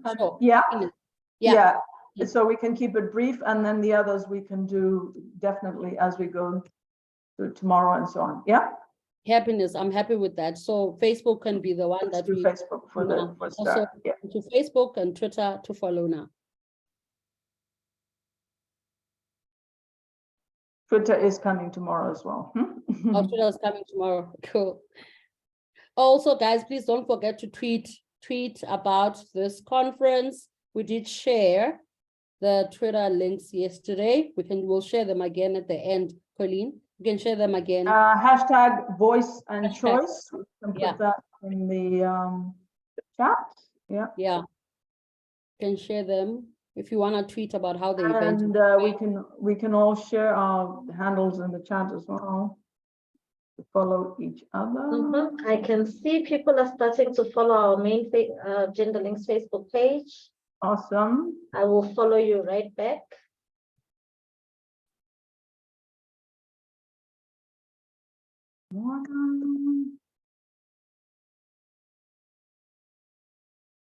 Have you set up the Twitter handle yet for the fund, Nomti? Is that tomorrow? I'm gonna do it after this. Have it ready for tomorrow, huh? Yes. Nomti, get on that Twitter train. That's why I'm saving it for tomorrow. Get on the Twitter train. Buying time here, Emily. Okay, I'm following you on Facebook. Right. We've got a new influencer. We're happy. In a little tiny way. No, big way. It was the Flow Twitter handle, @Flow, is it? Yeah, it's @FlowComs. Okay. Millie, how Hello? do I see who has just started following, like who's just liked our page? Go to followers. So you should go to followers on your Facebook. It should show you the new people that have started following you.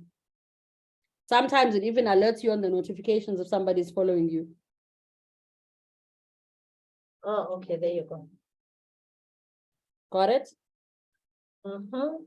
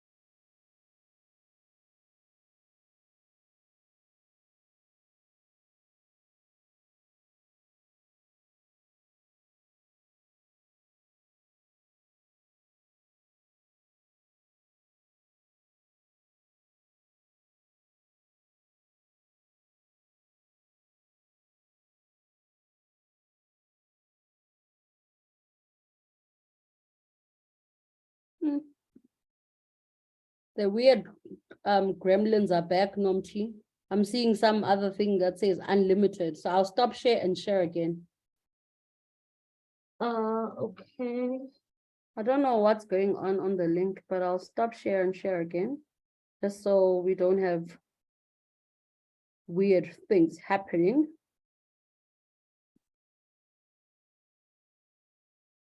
Cool. We are about to move over to TikTok. So you will tell me when you are, I think 1 more minute of connection, then we move over to TikTok. Okay.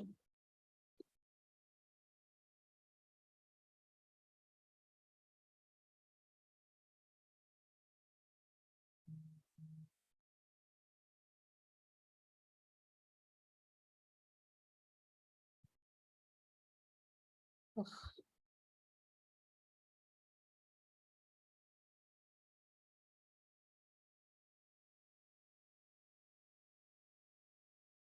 Okay, we're starting again. Hope everybody's back in the room.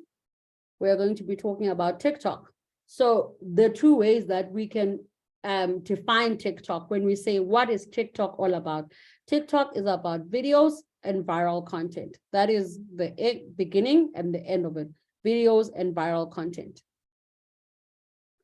Statistically, while TikTok is still a new player in the game, I mean, TikTok has only been around since 2016, but it is one of the fastest growing social media networks of all time. At the end of 2022, TikTok saw the most growth with 1 billion active users that actually were on the page last year in the last quarter of 2022. As it stands, the TikTok app has been downloaded 3 billion times. This just shows you how magnificent or phenomenal or big TikTok is as a social media platform. And while TikTok started out as a platform where you could only share portrait videos and 10-second clips or 30-second clips, now TikTok this year has joined the bandwagon of posting landscape videos, and landscape videos are your square videos, which you would see on YouTube. And I think this should make YouTube very scared, because if people on TikTok can post landscape and portrait videos and are able to download them, then people are not going to go onto YouTube and watch YouTube videos. People will go onto TikTok to read the current affairs, to check the challenges, to find whatever is trending, and they will find it in either a portrait format or a landscape format. So TikTok has that advantage because people can download videos. It is the most simplest thing for you to download a video on TikTok and share it with your friends, with your family, repost it on your own social media platforms. And I think this is the one thing that makes them such a differentiating player in the game, because even on Facebook, if you need to download and save a video on Facebook, you'll need to get an app, but TikTok has made it simple to download a video and share it. So I think it's such a great platform for that. Most downloaded and highest earning non-game app, they're actually making money. And if you're an influencer on these platforms, you can also be able to make money. So stats to date on TikTok that I've just seen, 1.53 billion users as of 2023, and over a billion of that are active users. Every month they're on TikTok. TikTok is used by 30% of the world's internet users. We said that it's 55% of the world's population that is on social media, but 30% of those are using TikTok. So you want to see if there's a way for your brand and your organization or you as a person to be on TikTok and what you can talk about. TikTok, I said, is the most downloaded app to date. 1 billion videos are watched every day. I mean, I know I just got onto TikTok about I think a couple of months ago, and I can spend a lot of time on TikTok. And I like that while I'm watching certain videos, TikTok learns my language. What kind of videos do I like to watch? And they actually feed me that kind of content. It's the 6th most popular social media app in the world, and it's overtaken Twitter, it's overtaken Telegram, it's overtaken Pinterest and Snapchat. And if you are an advertiser, if you want to boost your content on TikTok, you can actually reach 885 million users that are aged 18 and above. And this is such a big and unique selling point, because what we find is that even us as a communications company, when we talk to clients, they'll say, okay, if I'm going to spend 20,000 Rand on boosting my content, what is the return on investment? So I think with TikTok and the analytics and the insights is that it's, that you are going to reach people, that there's going to be return on investment when you actually do post on TikTok. This is a little video that I found that explains TikTok in a couple of seconds. Let's see if we can play it. And hey guys, welcome back to this Bernard for the BTN HD. And what is TikTok? Seriously, what is it? Okay, so it's a teen app that's becoming super popular very fast. TikTok is so popular that during the 2020 Super Bowl, a commercial aired advertising the product. So what is TikTok? It's another video sharing application that allows people to post videos and use popular soundtracks with Snapchat style filters, like morphing your face and creating intriguing visual effects on your phone. People can follow other accounts and create feeds on new content from creators that they enjoy the most. It's an ongoing cycle in creating content. It also has a For You feed with random videos from others that offer endless new stuff to watch. which makes TikTok very addictive. TikTok is an intriguing video platform becoming very popular with today's teenage generation. I got sucked into this TikTok thing during one of the practice, or when I was ending a track and field practice for Benswick, and a group of kids had a phone. I thought they was Instagramming or doing something crazy with Twitter or whatever, or Vine. And they had music in the back and they were dancing all crazy. And I asked one of the athletes what they were doing, and they told me they was using TikTok, and she broke it down to me, and I looked at her feed and she was like getting all these hits and likes. I was like, wow, this is pretty exciting. So overall, you guys got to understand, like, come on. It has everything to satisfy our lives and making us love, laugh, hate, participate, and judge others in one centralized app. One nice thing about TikTok is that it allows new content creators with small followings to have a voice and become viral stars out of nowhere overnight. And that's it, guys. That is what TikTok is all about. It allows you to share videos to your followers, and your followers are allowed to add more silly stuff on top of your content. It's nonstop sharing videos and just acting crazy. And hopefully you guys enjoy this video. Leave comments right below. Okay. Hey guys, welcome back. This is Bernard for the... Okay, got you. And then I found some successful nonprofits that are on TikTok, because I think when I've been doing training, even with other brands and organizations, I've often had the question that TikTok is silly, TikTok is gimmicky. Can my organization go onto TikTok? And what is it that they can achieve on TikTok? And if TikTok is the right platform. But actually, there are nonprofit organizations that are on TikTok. And when Colleen and Nomti and I were speaking again, I do know that there are other organizations within this room here that are using TikTok, either, the American Red Cross is using TikTok, and their views are up to the millions. And we don't even know if they're actually boosting this, or these are all organic. So if you want to venture into TikTok, I think it's one of those platforms where you are able to see your number of views and your reach in real time. And TikTok has a great, good program that just aims to inspire people and make a positive impact. It's called TikTok for Good, and it even has a hashtag. So while you're posting your content, when you tap into TikTok for Good, and if they find your content compelling and that it speaks to, the values of TikTok, and it speaks to doing good in communities as a person and as an individual, they will actually post it onto their platform. So I think that there's merit in going onto TikTok and being strategic about the reason why you're there and showcasing your organization on TikTok. And you will look at these links later. UNICEF, I looked at UNICEF on TikTok and I looked at what they do. I mean, you can see they're not being gimmicky and they're not being silly. They're not doing challenges, but they're using content like five tips on self-acceptance. And I mean, this stuff doesn't even have to be about, the brand all the time. It can be about people. People want to know about self-acceptance, about self-love, mental health issues. How can I take a break? What things can I do to make myself feel better? So the UNICEF is sharing information like that. And they have 4 million likes, on their TikTok page. They can also get into challenges. They can do lip sync if they want to, but they also do share tips around self-care and self-acceptance, which we know that young people, even sometimes old people, struggle with. So you want to look at content and information that is relevant and information that people want to look into and read about, and actually put that kind of stuff on TikTok. And the videos are so simple to do, because TikTok will guide you on how to post the video, what captions to use, and how to actually make sure what your splits are, how many seconds the split is. So you don't need to go and hire someone to be a videographer or photographer for you. You can do some of these things yourself. And I looked again at this case study of UNICEF. What makes them amazing on TikTok is that their content is youth orientated. I could see that it is designed for a younger audience, while it can also, again, still target an older audience, but their videos are short. They are appealing. They've got a focus on issues that matter to people. They talk about mental health. They talk about climate change. They talk about education.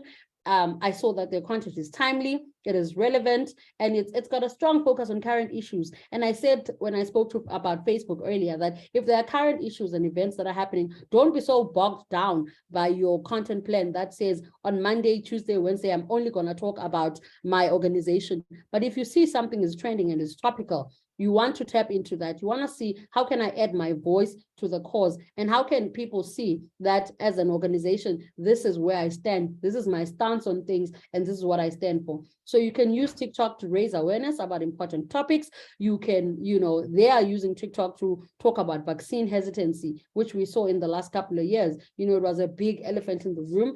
Gender equality stuff. You can use TikTok to address those issues in a way that is non-overwhelming and people can understand. You can talk about human rights on TikTok in a way that people can understand. And the great thing is that these videos are going to be downloaded and they're going to be shared by people. So you are reaching audiences even outside of TikTok itself. And I also looked at another case study, Planned Parenthood, where they use TikTok to raise awareness about reproductive rights and ask young people to get involved in the fight for reproductive justice.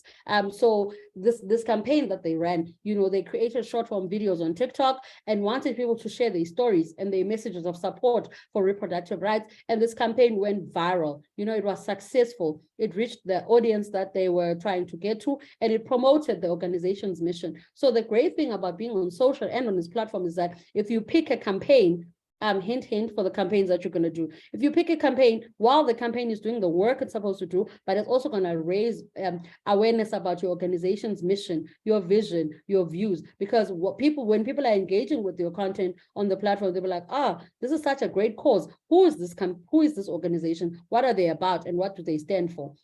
So when using platforms like TikTok and Facebook, you want to create content that's engaging, that's compelling, that resonates with your target audience. So that's why I said, look at your data, look at what time people are online, look at what posts get the most interaction. Is it likes? Is it shares? Is it comments? But for me, shares and comments are gold. So people can like things all they want, but if they're not commenting on them, then you don't really know what it is that where they stand. So you want to actually have people ask them questions, give them polls, true or false, give them a number of ways to engage with you, and obviously use influencers and prominent figures to actually tap into other niche markets.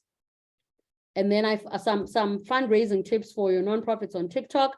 There are donation stickers on TikTok, same as Facebook, recognizing you as an NPO. If you go on TikTok and you are there as an NPO, you are able to get donation stickers. You can add this to your videos and photos so that you're encouraging people to donate. Again, use a call to action. There's nothing that grates me to no end when someone posts something on social media and there's no call to action. It's just a quote or like a one-liner that they're putting out to the universe, and there's no call to action. There's no reason to care. There's no but, there's no however. And you need to have a call to action, because if you're on social media, you are competing with Cardi B, you are competing with Beyonce, you are competing with Nike, you are competing with things that people care about, but you as an organization. So people need to have a reason to stop scrolling and stare at your content, read your content, and know what it is that you want them to do. So know that while you're on social media, you are competing for attention space with other bigger brands and other more fickle brands that people want to go and just get lost in. Collaborate with creators.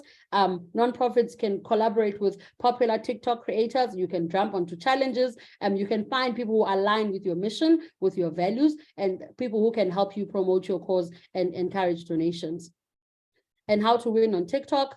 Content creation is key. So focus on creating content. I always say, if you are going to start a TikTok page, rather bank your content for 2 weeks or a month's worth, so that when you start, when you switch on your TikTok channel, you have content that can last you a week or a month. You don't want to be there and scrambling and trying to look for content to post, because now you have nothing to post and it's Monday and there's nothing on the TikTok page. So bank all your content, keep it in folders, write your copy. And if you decide, I am launching my TikTok page on the 1st of June, because 1st of June is Youth Month and I want to target the youth, then you already have content sorted. You want to use music and special effects if you can. You want to use the right hashtags so that your content stands out again on the clutter of other content that's on TikTok. That's why I keep drilling down that be compelling, be engaging, have a call to action, and encourage people to repost your content and remix your content so that you can give it more reach. You want to collaborate? We mentioned the power of collaboration. So collaborate with creators or look for creators that can align with your personal brand. So if there are people in your spaces that you say, oh, Millie can align with my personal, so not personal, with my organization's brand, let's see if we cannot collaborate with Millie so that she can help us reach more people. So the cross collaboration and the cross co-creation will help you on TikTok to take your cause way further. Influencers can help you fundraise. While, I mean, to yesterday's case study, the lady mentioned that sometimes influencers want instant gratification. They want to take a photo and say, I've donated, but maybe find somebody that aligns with your values and somebody that's not just doing things to be seen, and collaborate with those people. You want to use TikTok's fundraising ability. So whether it is stickers, whether it is donation buttons, you want to use all those features to ensure that people can donate directly to your nonprofit. And if you want people to know what your cause is and you want to encourage your donations, and you know, when your content is good and when your videos are good and when you've got a clear strategy, sometimes you don't even need to sell a lot. People will come onto your brand when they look for causes that they need to support, and use TikTok advertising features to target people that are most likely to support your cause and encourage those people to donate. And then the TikTok analytics tools, we'll delve in on this. We'll delve in on this mostly on Friday. But with TikTok, you are able to gain insights into your audience demographics. You're able to get into their age range, their location, their gender, and the interests. And armed with this information, you can tailor your content to resonate with your audience. You can help them, you can make informed decisions so that you are not just like spraying and praying or just throwing and hoping that it lands with people. So TikTok helps you gain insights into your audience, and you make informed decisions about what future content will I use and what future campaigns am I going to use. And the most important, measure the success of your content, because creating content is not a free thing. You're using your time, you're using your energy, you are taking time out of something else. So once you've created the content and posting it, measure the success of it. How well did it perform? You can track it and see what are the trends. When I post this kind of stuff, how likely are people to respond? Are there spikes in my analytics? Am I getting donations happening right now, or are people most likely to donate later? So you want to track that using analytics. And then using TikTok for good. I think TikTok for good is amazing. So use the hashtag when you're posting your stuff, and who knows, you'll be featured on the TikTok for good platform itself. And I think once you get featured on the TikTok platform for good, then you are going to be getting a whole lot more donations, and you're going to get a whole lot more eyeballs on your content. So TikTok for good is a great platform to look into. And TikTok is doing this thing where the online world meets the offline world. Because sometimes if you're at the airport and you're at exclusive books, they even have a sticker that says, TikTok made me buy it, or books from TikTok. And I do see that. I do think that TikTok is actually going to have a whole lot more of that, whereby their online world starts to meet the offline world, and things that started online end up in the offline world, i.e. the TikTok for good. You'll see that people now, once they've seen an organization on TikTok for good, or seen a campaign on TikTok for good, they'll be like, where is this organization based? Where can we get a hold of them? And we want to actually be part of, whatever cause that they are supporting. So those are some of the tools that you can use. And okay, I don't know if we have time for the exercise today, Nomti, because this was just today's exercise, whereby I thought we could do like a week's worth of content based on the tips that we've gotten here for 30 minutes, but I'm not sure, Colleen and Nomti, if we have time for the exercise. Can I suggest that maybe it be homework, Millie? Can be homework. Yeah, because that way people can then just sort of do it in their stride, given that we've come to the end of our time, and I see some people are dropping off. Would just like to request the Flow and JetLinks facilitation team to remain on the line so that we can just talk about the group work and how that's going. And to thank everyone for the very active participation today. I see we're up to 64 at some point, which was really great. Encourage you to stay the course and come. This is only as good as we participate in the full course. So looking forward to seeing many more people tomorrow, when we will also then just agree how we proceed with the parallel group work. I hope that the groups are forming. So thank you so much again. 1 o'clock South Africa time tomorrow. That'll be 2 p.m. Madagascar.